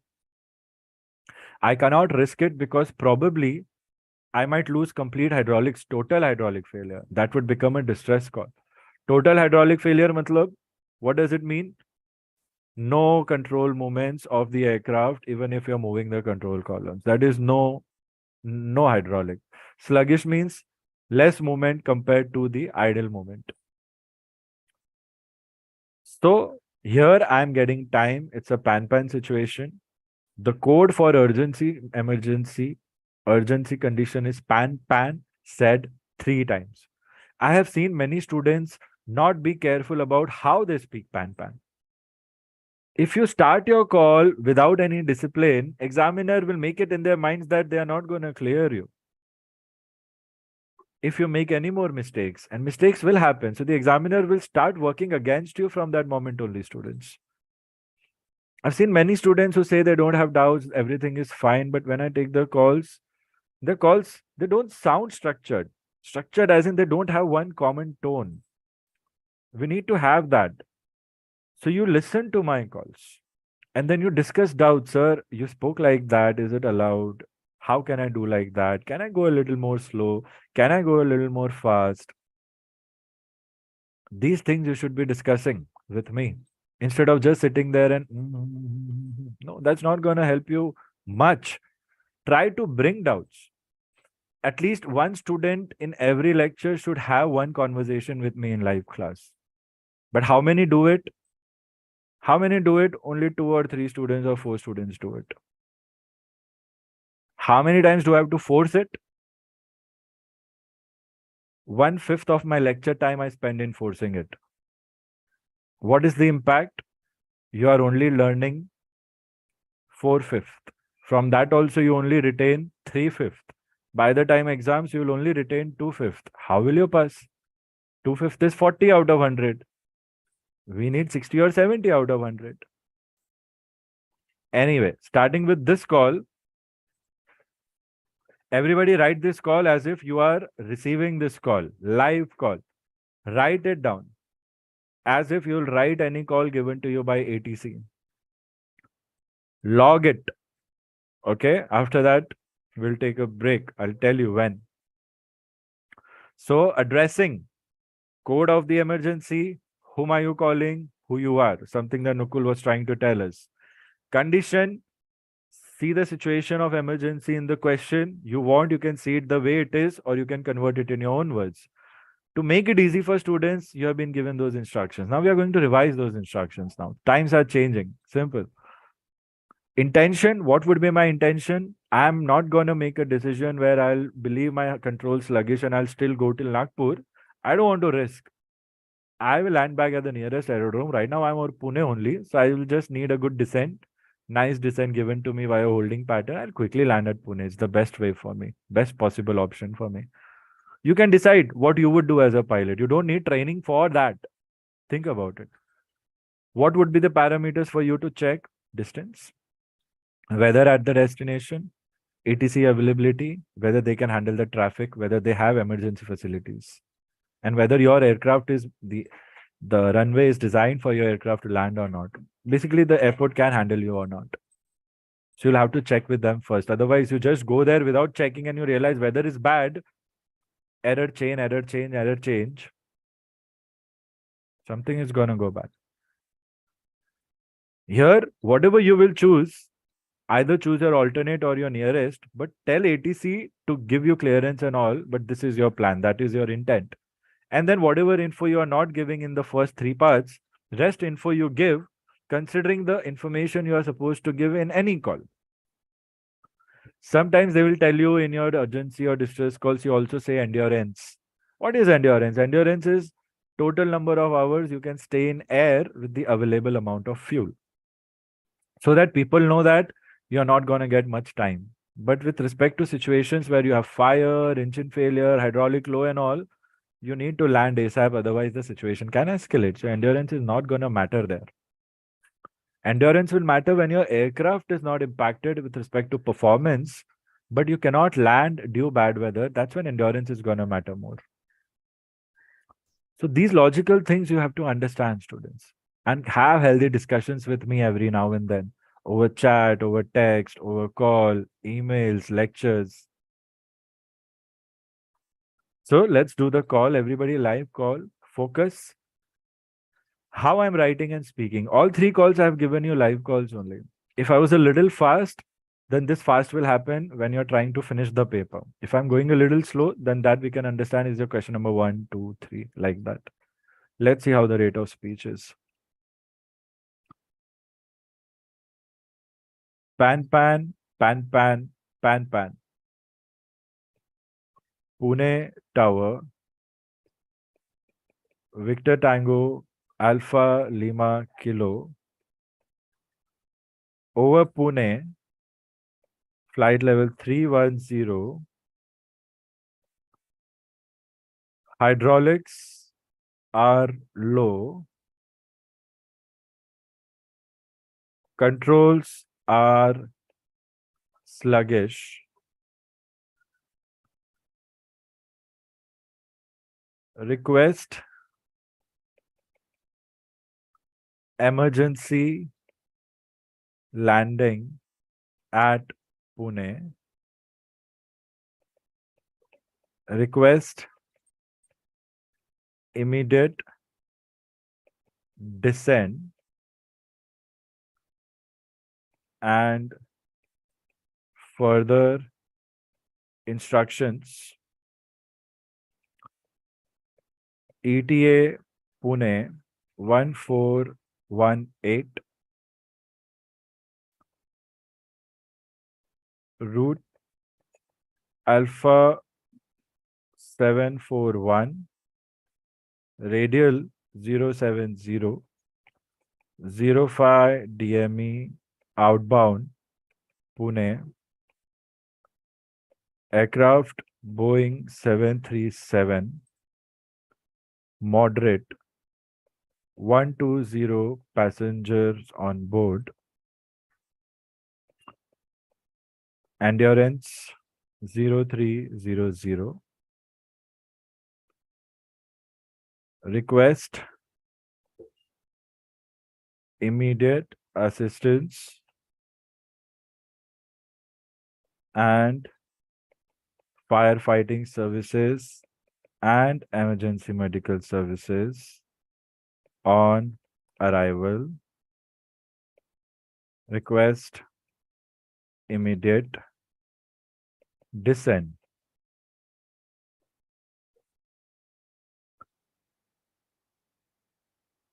As a pilot, my intent was still that clear my emergency landing quickly. give me my immediate descent. Give me emergency medical services and firefighting facilities also. Again, I'm saying you, please give me my immediate descent quickly because I am over Pune, 3,100 feet. It's going to take me some time, but I've given them my ETA also that I am hoping and planning that within 3 to 5 minutes, I'll be able to land in Pune. So considering my present time was 1415, ETA Pune, I said 1418. Here you can interchange a few words, keeping your RT rules with standard words and phrases intact. You don't have to say request so many times. You can say would like to divert to Pune for emergency landing. Possible. Why divert? Because you are not supposed to land at Pune. If you're landing at Pune, it's diversion only for you. Request immediate descent. You could say request immediate descent to flight level 150. You could say that. Whatever you feel as a pilot, you don't have to mug up everything. You have to understand things carefully and be very free with it.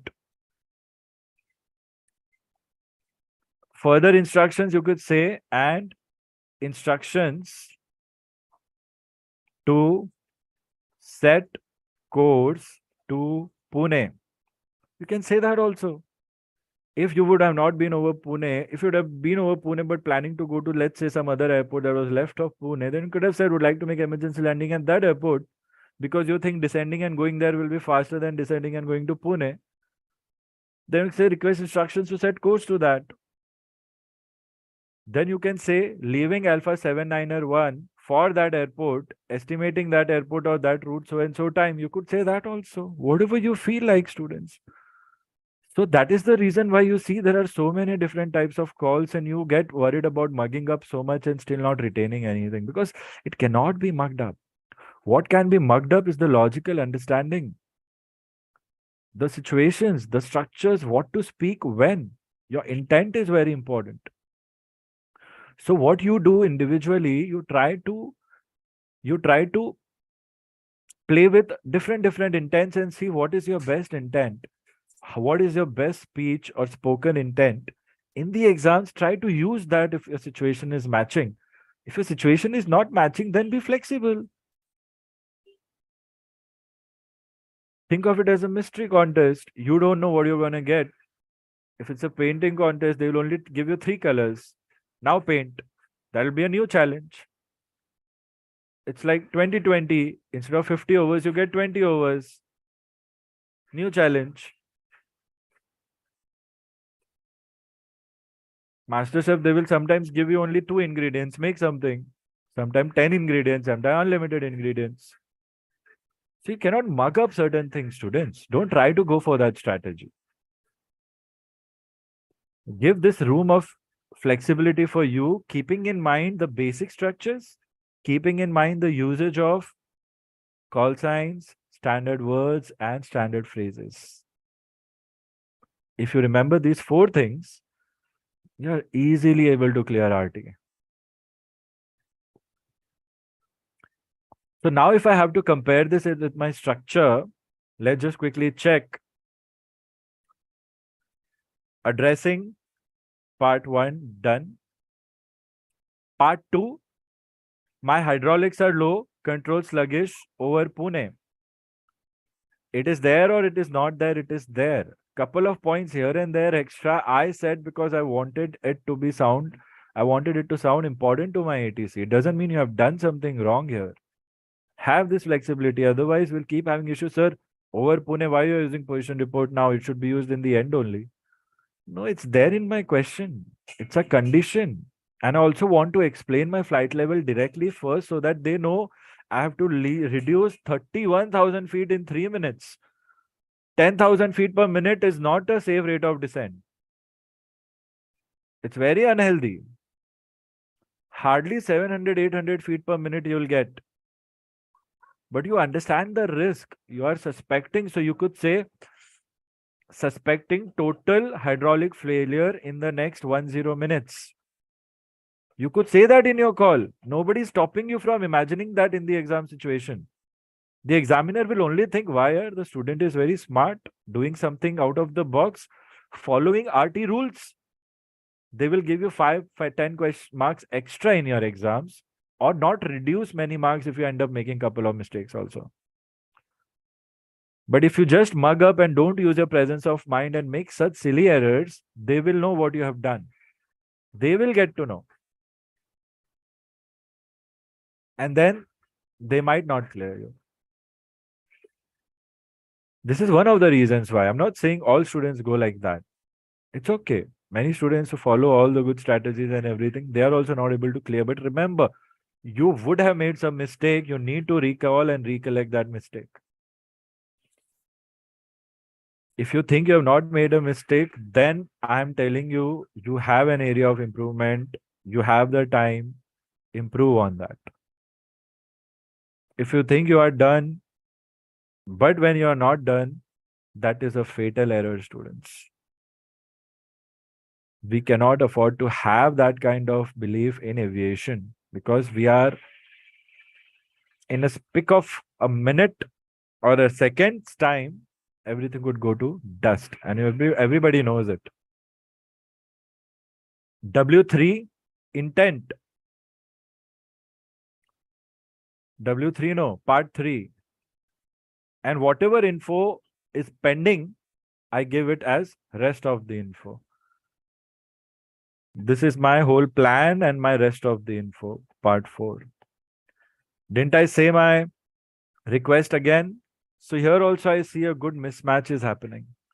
Not mismatch, a good mixture is happening. So I want everyone to individually tell me if you have understood it or not, one by one, and then you will end with your call sign. If you have not understood it, then you will tell me what you have not understood it, and then you'll end with your call sign, because it's a reply starting after 2 minutes from now. Until then, study and feel free to discuss.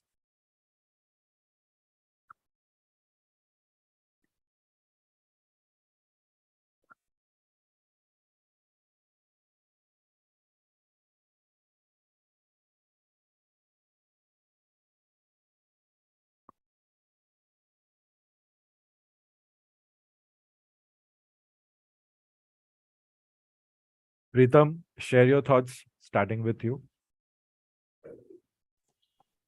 Affirm, understood, sir. Victor Tango Delta Alpha Sierra. ठीक है, थोड़ा विस्तार में समझाओ, थोड़ा explain in brief. What is your understanding? So share your thoughts.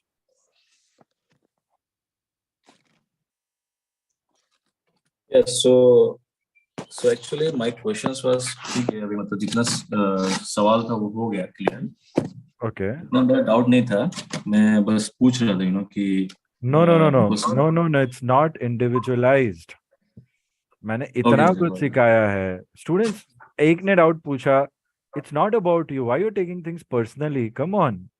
We are way over and above that. I just thought I'll start with you.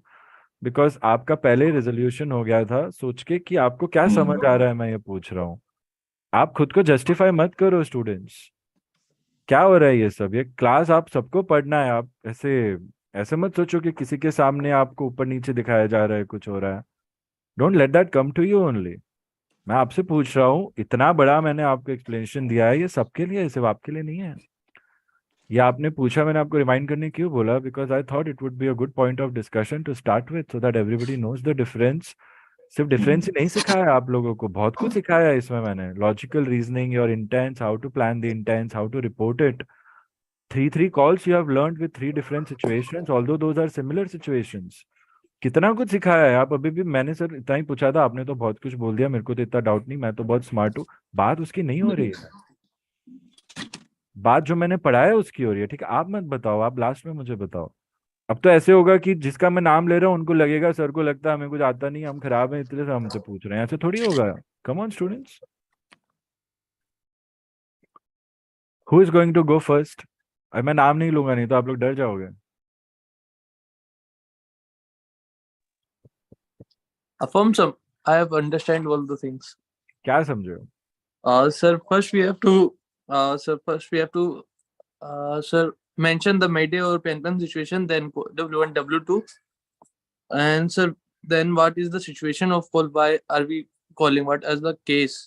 And sir, then third, rest of the info, what we have to give or what we have to do.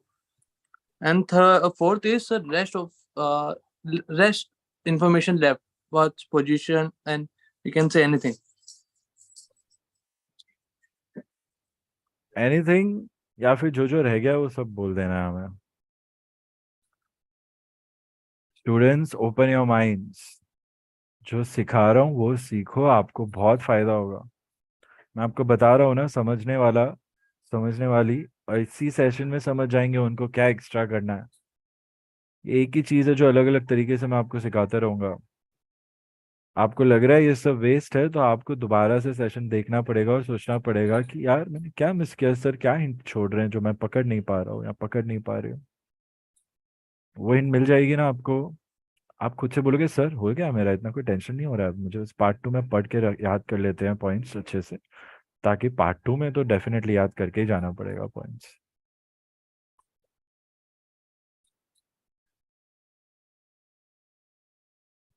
Jyotsna, how's it going on? Give me a brief. What are the differences? What have you understood about framing a call or structuring a call right now? My ultimate goal was to teach you all how to structure a perfect call in this explanation. It was nothing to do with respect to what the doubt and why the doubt. It was more to do with understanding different situations, understanding the similarities between the calls and the differences, and what makes a call different, and how the call structures help us to really make very good and very perfect calls. That is the ultimate thing I am trying to teach you with this example. I want everybody to tell me if they have understood that what I'm trying to teach right now or not. अब तो समझ में आया मैं क्या पूछ रहा हूँ, right students? And I'm teaching a blind class right now. Yeah? मैं किसी को नहीं देख पा रहा हूँ, फिर भी मैं हर किसी को समझाने की कोशिश कर रहा हूँ. आप लोग मुझसे बात नहीं करोगे और मुझे जो बोला है वो भी नहीं रिस्पॉन्स दोगे तो नुकसान किसका होने वाला है? अगर नुकसान हो रहा है तो मेरा तो नहीं होने वाला ना. मैं तो काम ही है, मैं तो 24 घंटे पढ़ा लूंगा, उससे ज्यादा तो नहीं कर पाऊंगा ना. तो एक टाइम पे तो मेरे भी हाथ टाई हो जाएंगे, राइट? मैं तो जितना कर सकता हूँ उतना करूंगा, बट आप अपना पार्ट प्ले कर रहे हो कि नहीं कर रहे हो? ये एक्स्ट्रा चीजें हैं, ये आप करोगे आपको बहुत फायदा होगा इसका. So who would like to share? Gurpreet क्या शेयर कर रहे हो बताओ. Sir I have understand almost everything, पर सर एक ना यहाँ पर ना मुझे समझ नहीं आई, वो ये है कि flight number 310 hydraulics are no, control are sluggish, request emergency at Pune. Sir उसके बाद है request emergency landing at Pune है. Carry on. Okay okay sir. Emergency landing at Pune.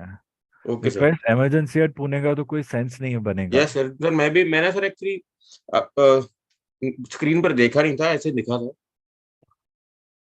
And then request immediate descend and sir उसके बाद request immediate descend and further instruction to set course to Pune. ये सही sound कर रहा है, ये सही साउंड कर रहा है. फिर मैंने मेरा अप्रोक्सीमेट ईटीए दिया है कि मैं ये टाइम तक पुणे जाने के बारे में सोच रहा हूँ, मुझे तो ये टाइम तक पहुंच जाना अच्छा लग रहा है. बाकी तो आप लोग हेल्प करोगे तो हम पहुंच जाएंगे. इसका मतलब ये है, 2 वर्ड्स का मतलब ये है यहाँ पे. Okay okay sir. इसके ऊपर टाइम्स नाउ मुझे दिखा नहीं सर, कहीं आपने दिया है? जैसे आपने यहाँ पर तो बोल दिया है कि इतने 1418 तक पुणे लैंड हो जाएगा. टाइम्स नाउ ऊपर से टाइम नाउ मैंने बोला नहीं है, बट ऑब्वियसली यहाँ पे एटीसी को और मुझे दोनों को पता है सेम टाइम फॉलो हो रही है, तो ओके हमें तो सर. पता है हम सेम टाइम यूज कर रहे हैं, तो यहाँ पे कोई बड़ा इश्यू नहीं है टाइम का. इसलिए मैंने टाइम के लिए यहाँ पे ब्रैकेट लिख रहा था कि आप लोग डब बोल सकते हो, टाइम नहीं भी बोलोगे तो एक बार चल जाता. आपको एग्जाम में कौन सी टाइम देख के चलनी है स्टूडेंट्स? जो आपके फ्लाइट प्लान में डिपार्चर टाइम है, फिर उसके बाद क्वेश्चन में कहीं ना कहीं एक्चुअल टाइम ऑफ डिपार्चर दिया होगा, उस हिसाब से आपको देख के सब कुछ एज्यूम करना है. उस हिसाब से रियलिस्टिक टाइम रखनी, उस हिसाब से रियलिस्टिक टाइम रखनी है आपको. तो आपका एग्जाम टाइम मॉर्निंग 9 और 10 भी हो सकता है, लेकिन क्वेश्चन पेपर में आपको शाम का टाइम भी दिया हो सकता है, 1700 1800. तो आप उस हिसाब से अपने एस्टिमेट्स एंड सब कुछ बताओगे.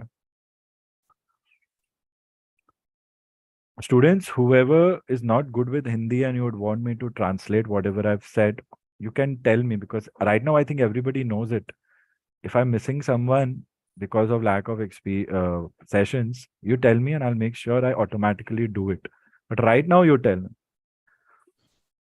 Thank you, sir. Everything is clear now.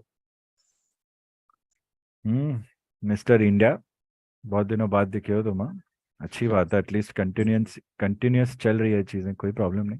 Yes, sir. रुक रुक के भी चल रही है गाड़ी, कोई इश्यू नहीं है, चलती रहनी चाहिए सिर्फ। Very good. Yes. Rani, tell me. Sir, I understood everything, but so we are on flight level 310 and we are requesting for landing also and further instruction, then immediate assistance. Means everything we are asking on flight level 310. Can we ask when we approach, means we have to ask in only one call everything like. सी, यहाँ पे हम landing request नहीं मांग रहे हैं, यहाँ पे हम इमरजेंसी लैंडिंग की परमिशन मांग रहे हैं, हमारा इंटेंट दे रहे हैं। यहाँ पे परमिशन एक बार इसलिए मांग रहे हैं ताकि एटीसी खुद चेक करेगा, पुणे एयरपोर्ट खुद से चेक करेगा कि हम इस एयरक्राफ्ट को लाने के लिए सेफली लैंड करा सकते हैं कि नहीं कर सकते हैं।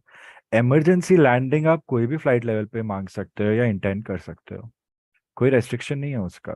इसका मतलब ये नहीं है you are clear to land. Clear to land आपका फाइनल्स पे ही डिसाइड होगा, 0 to 4 नॉटिकल माइल्स। उस टाइम पे अगर आपके रनवे पे कोई इंकर्जन है या रनवे पे कोई प्रॉब्लम हो रही है, then you might have to do a missed approach even with your control sluggish, because then would be the final call to allow for the final landing. Emergency landing matlab you are landing at an aerodrome where you were not scheduled to land, students. तो वो आप जहां हो वहां से ही मांगना जरूरी है। अब यहां से ही मुझे परमिशन चाहिए या इंस्ट्रक्शन चाहिए how to fly to Pune, तो मैं यहाँ पे उनको बोलूंगा ना, भाई मेरा ये रेडियल है, आप बताओ मैं कहाँ से कहाँ डीएमई तक जाऊँ, कहाँ से कौन सा होल्डिंग पैटर्न लूँ और कैसे आऊँ, तो ये भी मैं यहाँ पे उनसे पूछने वाला हूँ। तो सारी चीजें, मेरा सारा इंटेंट क्या है, मेरे को क्या सही लग रहा है, उस टाइम पे मुझे उनको बता देना है। बाकी चीजें तो एक एक करके ही होगी, एक एक करके होगी और एक एक करके आप रीड बैक दोगे हर एक चीज का। लेकिन इंटेंट में आपको कहाँ लैंड करना है, कहाँ जाना है और कैसे जाना है, वो सब आपको एक कॉल में बताना होगा।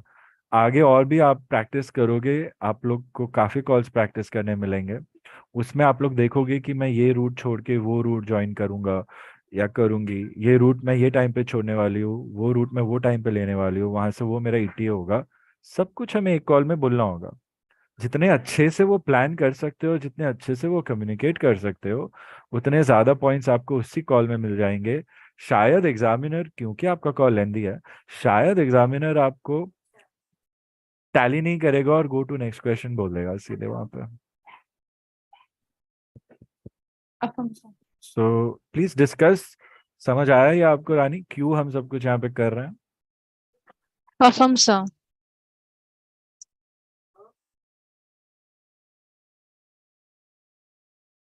Any thoughts you would like to share, Romeo Sierra Kilo? Negative, sir. Victor Tango Romeo Sierra Kilo.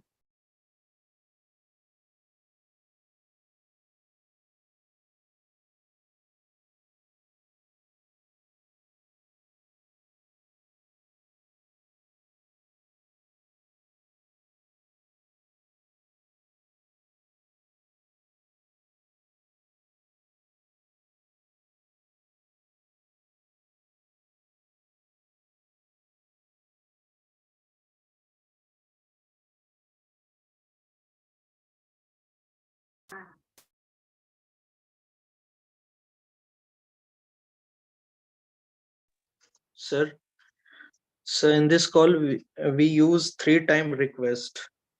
So can we finish with like request immediate descent for emergency landing and firefighter services like that?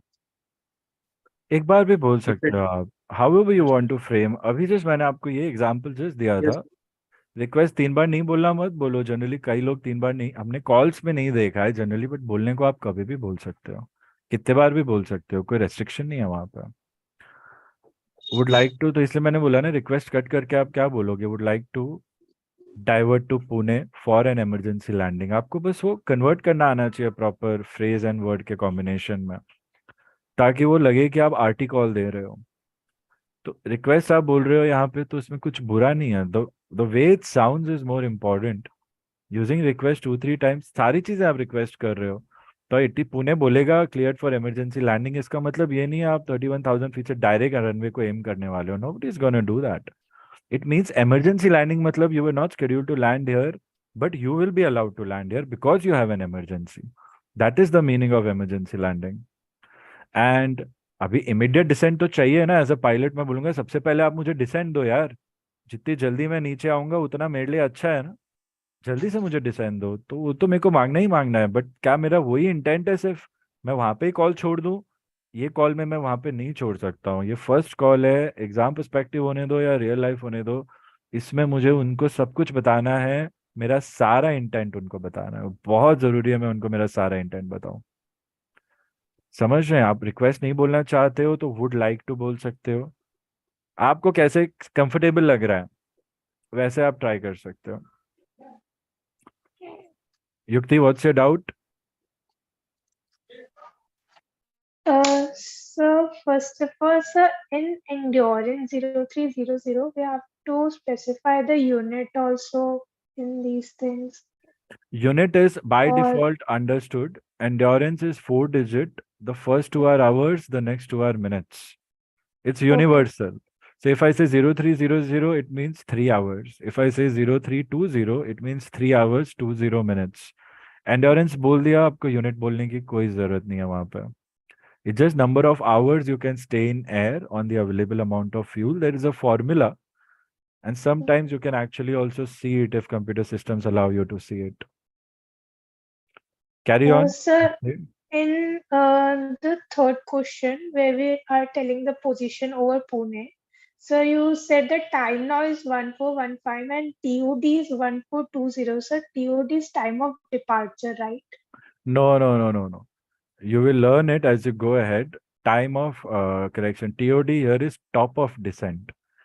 Okay, sir. Time of departure is actually called ETD, estimated time of departure, and then ATD, that is actual time of departure. So TOD is not the abbreviation for time of departure. It is top of descent. It is that time when you will begin your descent. So it is always whenever you request planned descents without emergency, you plan it in the next 5 minutes. So you say the top of descent is my next 5 minutes and I'm going to descend in that time. You will get to do that. Okay, so that's it, sir. Nukul, Thank you. continue with your doubt.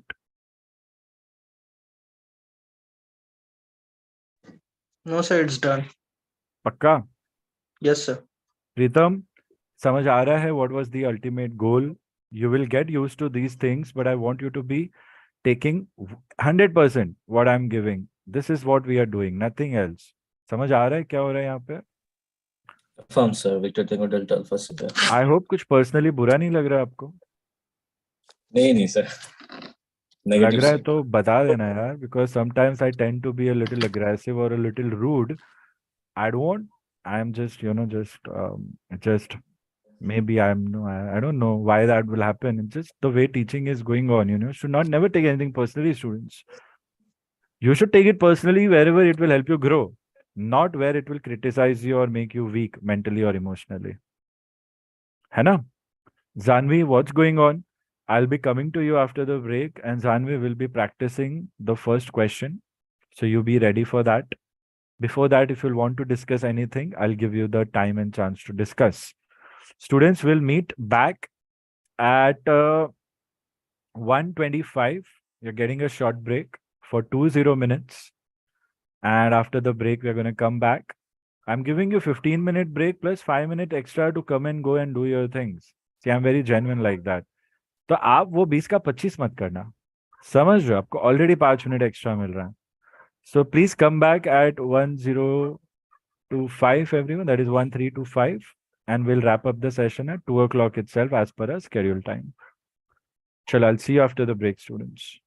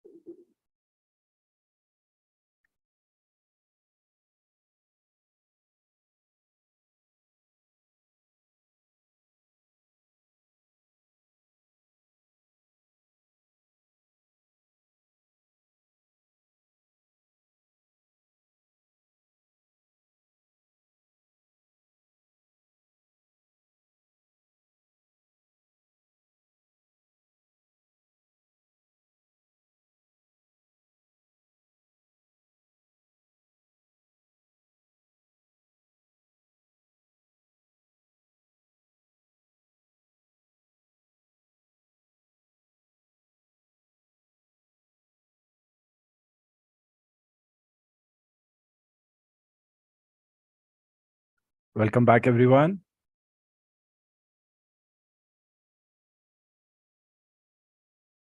I hope everyone can hear me on a scale of 5.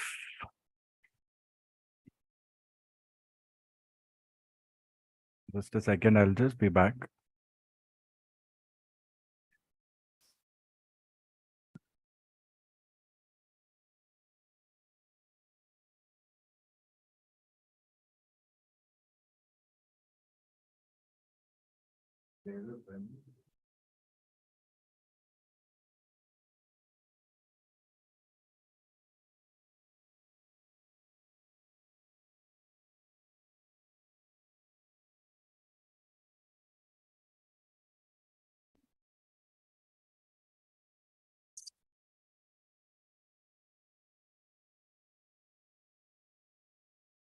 Okay, so I hope everyone is ready. Anybody has anything to discuss? See, try to always remind yourselves what you have learned, okay? And try to revise it so that whatever you have learned is thorough in your minds. Okay, please. I have set the expectations earlier only. Make sure you focus on those. All right, that way you will get the max benefits. Students, I had asked you to message me your exam dates on WhatsApp. Couple of students have not sent it me on WhatsApp. They've sent me on Zoom chat. So please make sure you have sent me on WhatsApp. Okay. You know, when WhatsApp was invented, it was a paid app, some $50 or something, and very few people had it. And my friends were paying and using it, and I was like, "Who's gonna use WhatsApp and all? You know, kya hai ye sab?" I can't believe today we are doing our business communications or work communications or academic communications over WhatsApp. You know, I don't have a personal WhatsApp account. I don't use any social media personally. So just for institute, it's very helpful, you know, to communicate the business tools and all they have for a big setup. Impressive, right? So what do we know, you know? Sometimes we think we are experts.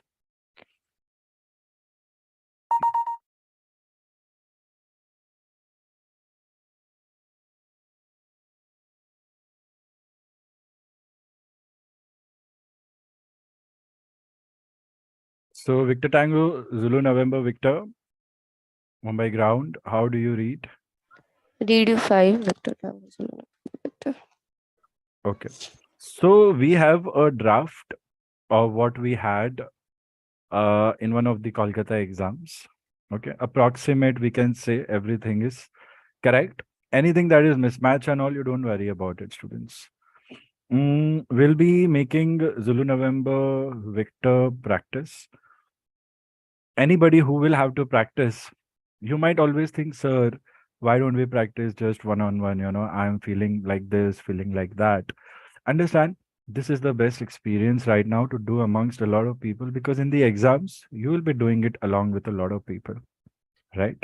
So let it be, you just do your task. Anyone who's listening or not listening, commenting or not, you know, everyone in our class is nice, hopefully.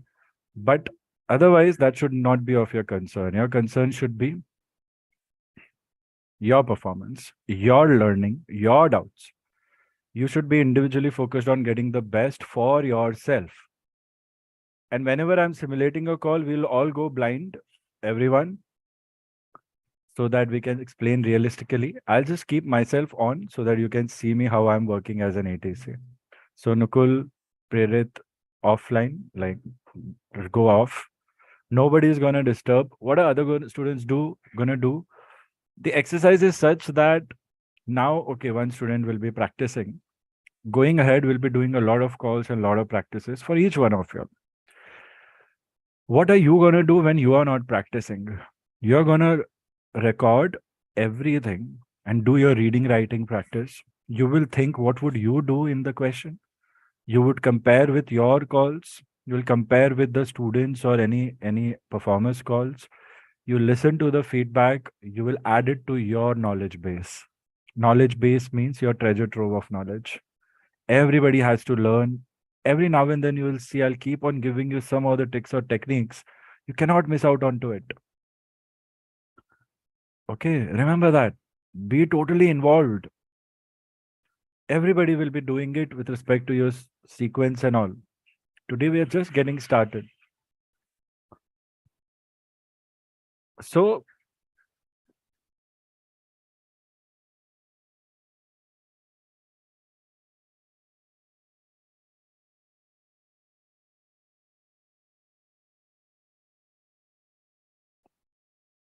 this is the paper. We are going to give 5 minutes to every question. Okay. Question number 1, 5 minutes. Question number 2, Alpha and Bravo also 5 minutes. Question number 3 also 5 minutes. Question number 4 also 5 minutes. Today we are only going to solve one question. Question number 1. Whenever you're going to attempt, you will get a similar paper in the exam. The format would be a little different, which you will be seeing in your subsequent lectures. How the exact format would look like and how the instructions would look like. Irrespective of the instructions, the elements of your flight plan will be the same or will have certain type of difference sometimes. Ignore the difference, focus on what you know. Everybody read the flight plan. Be ready to answer the calls. Nobody is going to answer apart from the call sign that I've taken. That person, that student will be doing live. Everybody has to also log it. I'm going to show you how I am logging it as an ATC. It will be a ditto copy of what the student will be logging. In the end, it should be matching with respect to log keeping. So whatever the pilot in command is saying, she also has to write it carefully. I also have to write it carefully. Whatever me, the ATC is saying, I have to write it the same carefully. She also has to write it the same. It should be so similar that if I have to compare the two sheets, they both are copy paste of each other. That is very important for us to do. So you cannot miss out on anything that the ATC says, or you cannot miss out writing on anything that you say. I hope this is clear, students. Zanvi, do you have anything to discuss before I start with your call? Anything you'd like to suggest or ask or get some more info to make a better call? So it will just be a general FIR report. No? Looking at the question, that is the only takeaway from it, nothing else. Roger. Here, they're saying you estimate Tiger, give necessary report as per the rules. Here, we are not getting any idea about where we are. So that could be one tricky situation for the student to imagine where they are. So it will be helpful to us if we look at the chart, see where Tiger is, and know that we have to estimate Tiger. It means we are anywhere before Tiger. We have not reached Tiger. That point can be assumed by you anytime, anywhere. It could be a FIR boundary. It could be after a FIR boundary, before a FIR boundary. What your understanding is and how you perfectly do that with respect to your understanding in such cases is what is generally required in your examinations. So if we are assuming we are on the FIR boundary or a little before FIR boundary, then we can, if we want, we can talk to that FIR radio also if we are not on the boundary. Or if we want, we can try to call the next FIR also and tell them we are approaching this and we need clearance to enter your FIR region. Give us the crossing clearance and these are our estimates. So that could also be something that you could do here. Okay, just like we take crossing clearance for our control boundaries, that could also be done. So it's subject to what we understand from this situation, where we look at on the what do we look at on the chart, and how do we go about it. Whatever you think, frame a call so that you don't make any errors, and then give your call. Then we will analyze the call and see what could have been the best out of it, or whatever your call is, how much are the marks that you have got, and what are the errors which, if we reduce, can increase our marks. So that is all that I can say right now. You make your call. It should not be like, sir, aapne to aur confused kar diya. No. Go with your gut right now. Nothing else. What we are checking more is cleanliness of the call, rate of speech, discipline in the call, having good steady rate of speech over here, controlling our flow of words, writing it carefully, giving proper acknowledgement also. One more thing about acknowledgement, students, if any ATC that you call in exams, if you don't get a response within 5 to 10 seconds, you raise that station again once. Just raise the station. See if they are responding. If they're not responding, then no, probably ATC examiner is expecting you to call somebody else. So you try to call the next ATC, whichever you can spot. That's it. Remember these things. These are realistic challenges. Just reading a question and giving answer does not make it correct. Anything could happen with respect to what the acknowledgements you get, whether you get an acknowledgement or you don't get an acknowledgement, and like that. Okay. One second, just a minute.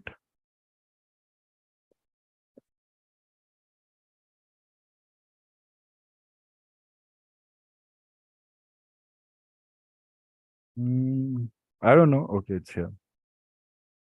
All right, 1 second. Now we'll just get started.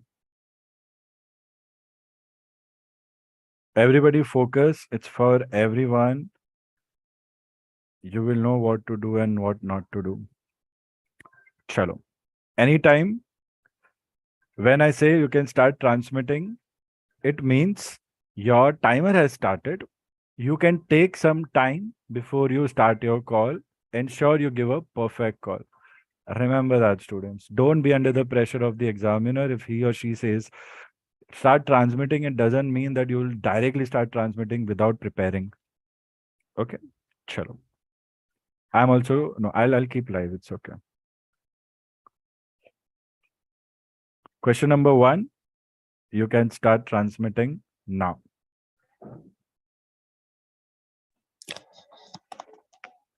Karachi radio, copy, Delhi radio, Victor Tango, Alpha, Papa, Delta, FIR report, Victor Tango, Alpha, Papa, Delta, Golf 452, flight level 330, IFR, Dubai to Delhi, time now 0500, estimating Tiger 0504,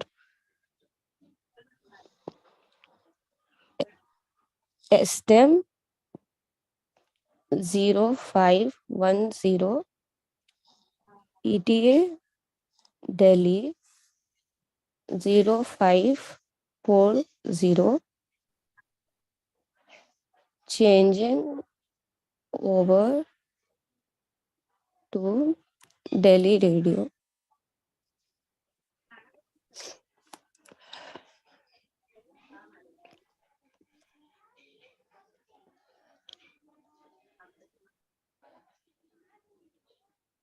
Victor Tango, Alpha, Papa, Delta,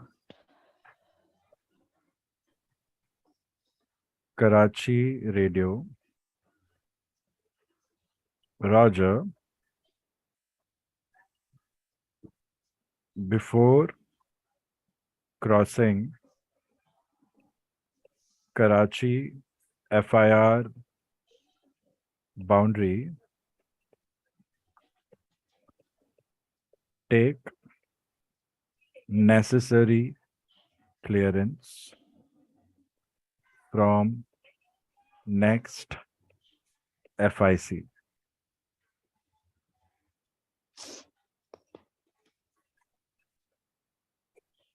Before crossing Karachi FIR boundary, will take necessary clearance from next FIC Victor Tango Alpha Papa Delta.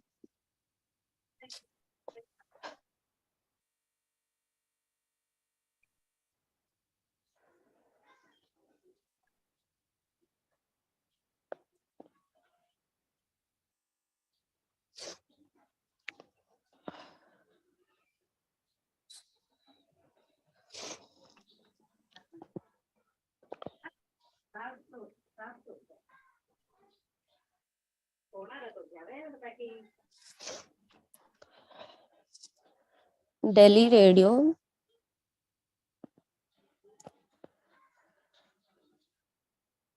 Victor Tango Alpha Papa Delta. Over Tiger. Time now 0505. Request enter Indian airspace.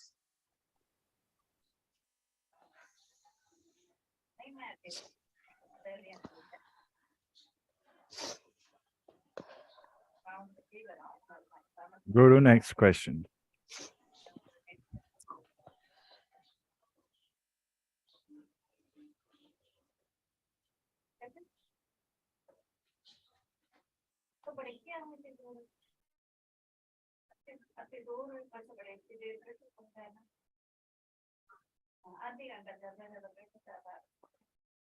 Okay, Zanvi, very good call. I was just hinting at one thing which you correctly grasped. Only thing I was a little uncomfortable was that you allowed for a dead air to be more than 10 seconds, which is ideally a rule we learned that we should not allow for a dead air for more than 10 seconds, but you rectify it by giving the right call to ADC. Why do we think that I got a reply like this? Here, the only thing I needed was changing over to Delhi radio. I could have just said request crossing clearance. That's it. Whenever you're crossing a control boundary or any such boundary, it could be a fire boundary, students. If you feel you need permission, especially because you think you've come from an international region to a domestic region for you, then probably you could say this request crossing clearance, or you could say request enter the said FIR. Here you don't say Delhi Indian airspace. Here you say Delhi FIR, because if you look at the chart, I hope everybody has the charts. They're looking at the chart right now. When we look at the chart, so what you did here was very good. You gave a very good read back. Very nice.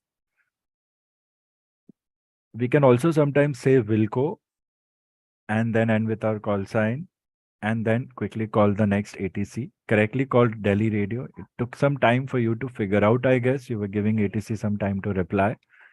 You realize ATC is not responding. Karachi FIR could have said Roger. Karachi FIR chose not to say Roger. You went ahead, Delhi radio, I'm over Tiger. Time now. You can always, students, now remember, this is some extra that we all are learning, Zanvi. This will help you modify your call much more. You can say estimating over here. Let's cut this for now. Estimating Karachi, Delhi, FIR boundary 0506, whatever time estimate is suitable. Request crossing clearance to enter Delhi FIR. If you think it's an international flight, because the call sign is very aircraft registration, but Victor Tango means it's an Indian aircraft. So here you don't need to give ADC number. If you think you have to give, you can use that also. Request crossing clearance to enter Delhi FIR. ADC Alpha 123. Just like a FIC number, ADCs are like that. You can say that to get extra points. Probably if it's a new examiner, he or she might not even know this. You can skip this. So whenever we are requesting to cross a boundary, we can give estimate to that boundary, something we can add in our learning.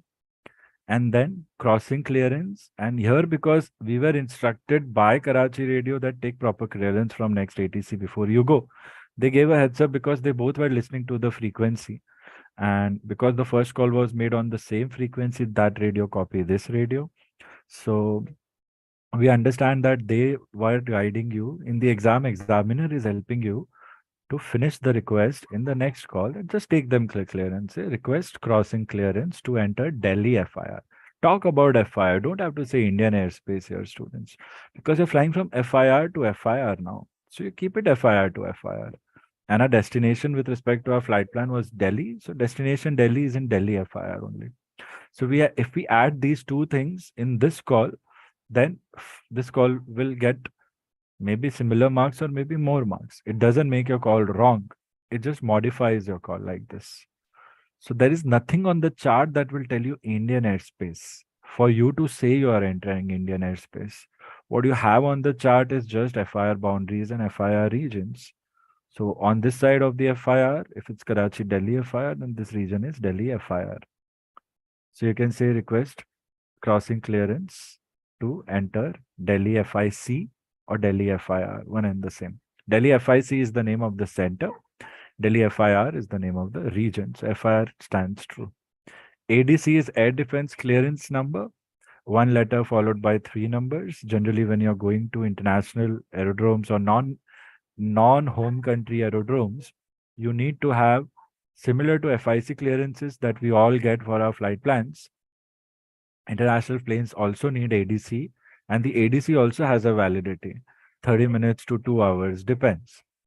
In only that much amount of time, for as long as our ADC is valid, can we land if we are an international flight. In this case, it's not going to be applicable generally. If it is applicable, you will have it. So ATC will compare with the ADC number you have given and with the ADC number list that they have. They will check with the validity. If your arrival time is matching with their validity time that they have with ADC, only then you'll be given clearance to land. Otherwise, you'll have to be waiting, or they'll say you are not clear to land or you're not clear to enter our airspace also. So you'll have to do something and you'll have to quickly call your dispatch. Even when you're at a cruising altitude, you'll talk to Pakistan, the Karachi radio and all, take their help and tell them what to do. We might run out of fuel, or of course, you'll have a lot of fuel. Generally, we have double the fuel in certain cases. So we might have to go back to Dubai or might have to divert to someone or make a special request then. Or quickly ask someone on the ground to issue an ADC for you, revised ADC for you, and that ADC you issue back, only then you'll get to land. Generally, these are the rules in simple language for international airplanes coming in. Nothing else. So very well done. I really liked your rate of speech, Zanvi. Slow, comfortable. What I was not sure about, were you writing and reading or had you written the call already? So I was writing and reading. Good. Second thing, I was wondering if you're waiting for me to finish when you're communicating. So I Were was you waiting for me to finish writing or not? Or you were just No, sir. focusing on your log? I was not doing. Very good, very good. In that case, very good, very clean call. Very clean call. I don't see any errors. Just remember, we can estimate an FIR boundary also. If we want to cross, it could be that Karachi and the FIR boundary, a Tiger and FIR boundary are on the same. Still, I could say 1 minute difference if I want. Or I could just say request crossing clearance, because somewhere we know that they are requesting something extra, and that is evident with respect to what the ATC has replied to us. So you got to the correct sense. Now you replace the words Indian airspace by the next FIR only. That's it. And you requested enter permission airspace. You can say request crossing clearance for this boundary, if you are saying estimating that boundary, or you can simply say this also, request enter Delhi FIR. That will also work there. Whatever you choose, the way you. So in your case, if you are not estimating the FIR boundary, then you can simply say, like you have said, time now 0505, estimating Karachi Delhi FIR boundary. No, this was my, yeah. Request enter Indian airspace. You can say request enter Delhi FIR, like that. That's it. So for you, you could have just said instead of this, request enter Delhi FIR.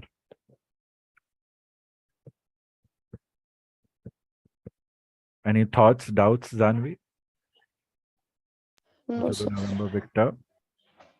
No, sir. Good. Class, what's happening? What's on your mind? Anybody wants to discuss anything about how to perform live? Anything to do with your purpose, individual effort? Nothing? No one?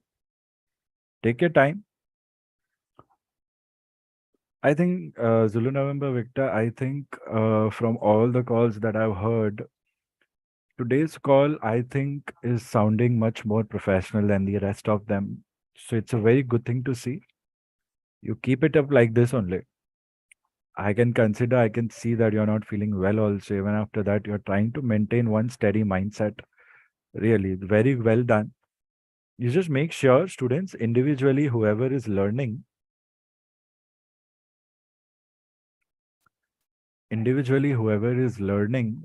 you keep a record of your personal area of improvements, personal tips and techniques, personal growth, and you personally let me know what else would you require, especially for your February attempts.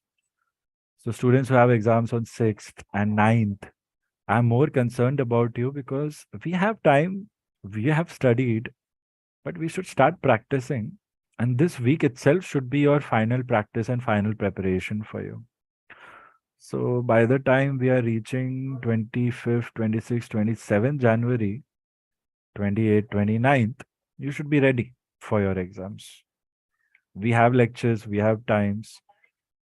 So you let me know what you need. And we'll continue discussing Zulu November Victor and other students who have appeared, anyone who has appeared in the past, and we have to, what do we say, discuss your paper and your preparation. Do remind me about that. We could do that, it could help us understand what went wrong in the exam if that is not done. And someone is suggesting that right now here, radial and DME are missing. So probably a VOR is not there, so radial and DME are not given. But here what we could do is we could see whichever nearest VOR is and we could give our radial DME with respect to that VOR, because giving VOR DME information in calls can get us extra marks. So although the call sounds good and perfect, if radial and DME is not there and the student has not made it, flight level is not there, and if student has not made it, then ATC might deduct a few marks. But overall, I think it's gonna be in your favor, even if you keep a level at this level with respect to the improvements that we have done. So right now, yeah, Zanvi, you also see if there is any radial, and everyone else, you also see if there's any VOR. You think it's in your range. Could you give that as a radial DME? Or you can use hypothetical values then. So because in instructions it is written hypothetical values are allowed, you also give hypothetical value for radial DME at least to get more marks. So Zanvi, you added there that I could also mention my radial DME, although it's not looking obvious, but I have to remember to add that also. So that way, probably sometimes when we are on the edge of whether we are clearing or not, these little things can help us be on the better side of the edge, clearing side of the edge. Good eye, Jyotsna, very good mention. Any more doubts, any questions, students? I was asking everyone to give me an acknowledgement and end with your call sign. Even less than half of the class has done that. So I've not heard from Siddharth, I've not heard from Suchita, Muskan, Aditya, Sridhar, Karishma, Om. Vignesh has put something in chat box, but I was encouraging to talk today. But he's used to it. So park it. We'll discuss it tomorrow now verbally. Gulshan has not spoken anything.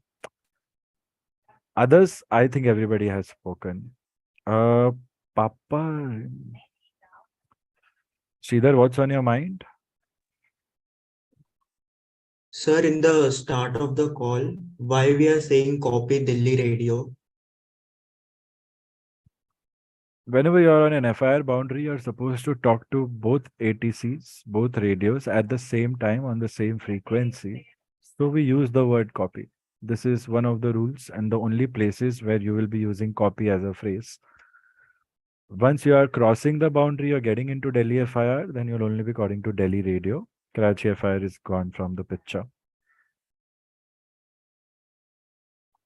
So that is one way, one different way of giving the calls. So in this type of question, if Tiger is on the FIR boundary, then you are supposed to give FIR report only, and ATC will check if you are choosing the right call signs, right W1 in this case, and changing over to Delhi radio. Request clearance is something we can add if we think it's an international flight, nothing else. So that one thing we can add request clearance or crossing clearance like that. Okay, last couple of minutes.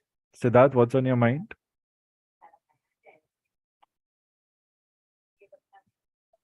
Sir, while crossing the FIR boundary, if we give a call to Delhi area control, is that right? No. Area control center will be with VHF. FIR boundary will be radio, FIC. Radio. There are only 5 radios: Delhi radio, Kolkata radio, Guwahati, Chennai, and Mumbai. The airspace is shown on the chart with respect to green lines. Right, sir. So whenever it's on, so for position report, you're always giving a radio call. No. Position report generally is given on VHF. That will go with area control center. Whenever you are on an FIR boundary, you're supposed to give an FIR report. FIR report is a little different from position report. FIR report says you're on FIR boundary, you're reporting that you're on an FIR boundary, and you're changing your FIR. Your FIRs are like your state boundaries, students. Whenever you're driving from one state to another, there is a big checkpost, and police and people are allowed to check any random car also, because there are state rules which you cannot break, which vary. Similarly, FIR regions are like that. While your area control centers, they all have common rules. That is not a problem. But ATC varies to manage flow of traffic. But main rules are regulated by FICs only and FIR regions only. FICs are centers that are taking care of these FIRs. So you always have to report whenever you're changing an FIR boundary and entering the next FIR boundary. So that's why being on an FIR boundary becomes an FIR report. You call both FIRs and tell them that I'm relieving you of your duty, but now I'm assigning the other FIC on their duty to keep an oversight on me. Although all your traffic will be managed by your area control center, that is your control and all, but an overwatch will always be maintained by these FICs. So I think other students know this. Siddharth, remember this. Do a little bit of more research in your self-study. Keep your doubts parked. Whenever you are learning, you can always discuss that. Yes, sir. Thank you. Getting it right, some or the other. You might have many doubts. Don't worry. Make sure you write if something you were not able to discuss. I hope it makes sense what I'm talking about right now. Yes, sir. Chalo. So Prerit and Nukul, you're timed out. It's okay. You have done enough research. You will just say the call as time on the hour.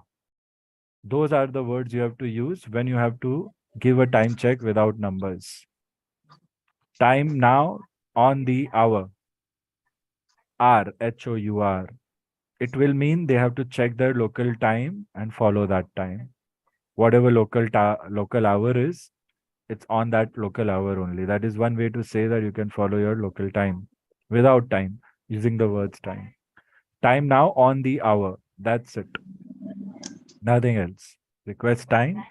Somebody will tell you and you have to say it without numbers. You'll say time now on the hour. I doubt somebody else on the other side will understand or not, but your job is to use it like this only. Okay, if they say request time in numbers, then you can say time now 1430. Like that. Then you can say that. Simple. Remember these words. Time now on the hour. Okay? Yes. So students, I'll see you tomorrow. tomorrow I'll be starting with a few descriptions of your ATC and their codes, and we'll be doing some important procedure related call examples. Then I'll be appointing a few students to do live calls who have to practice on priority. But if you feel you need priority practice, then you let me know before session only so that I can accordingly plan everything. Okay? Go with the flow. If something is not working for you, you let me know. That's all. Rest, it's my job to try and make it better and better and better for you. All right, students. So I'll take your leave. Anything else, keep it parked and discuss. Tomorrow we are going to increase the pace a little bit. Every day we are going to increase pace a little bit. If we have the space of mind left, then we might have extra sessions in the week which are not planned. Let's see how it goes. Okay? So anybody needs anything and has a negative feedback, drop me a message. If you need anything else, drop me a message. Navigation students, I'm going to see you at 3 o'clock and we are going to learn something for navigation also at 3 o'clock. Taking your leave now, students. I'll see you. Thank you, sir. Most welcome. Bye, sir. Bye-bye. Thank you, sir. Thank you, sir. Most Thank you, sir. Thank you, sir. Thank you, sir. Most welcome.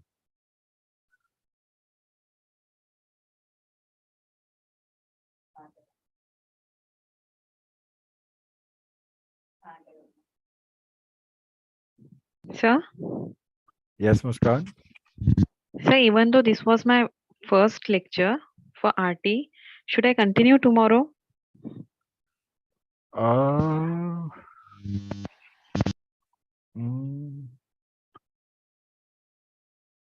Not compulsory for you actually, Muskan. What you could do is you could, I'll assign your tasks today itself. You can go ahead with the RT tasks. If you feel you should attend it, if it helps you, then you're free to attend. Otherwise, for you, it's not a compulsion. Okay. So if you don't attend, it's fine. Good, you reminded. Today, I'm going to start sending you the RT tasks. So after lecture 1, you finish submission, and after that, I'll send you like three lecture in one task.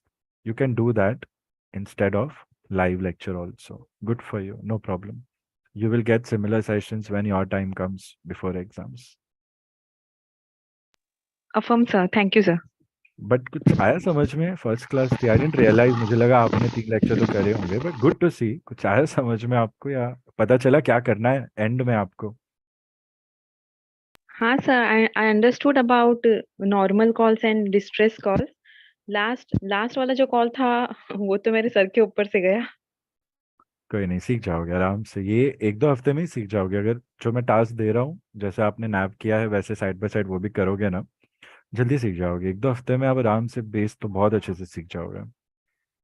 अच्छा हुआ आप remind. I will send you an email, you can go ahead with that. Okay, Affirm, sir. Thank you. चलो, take care.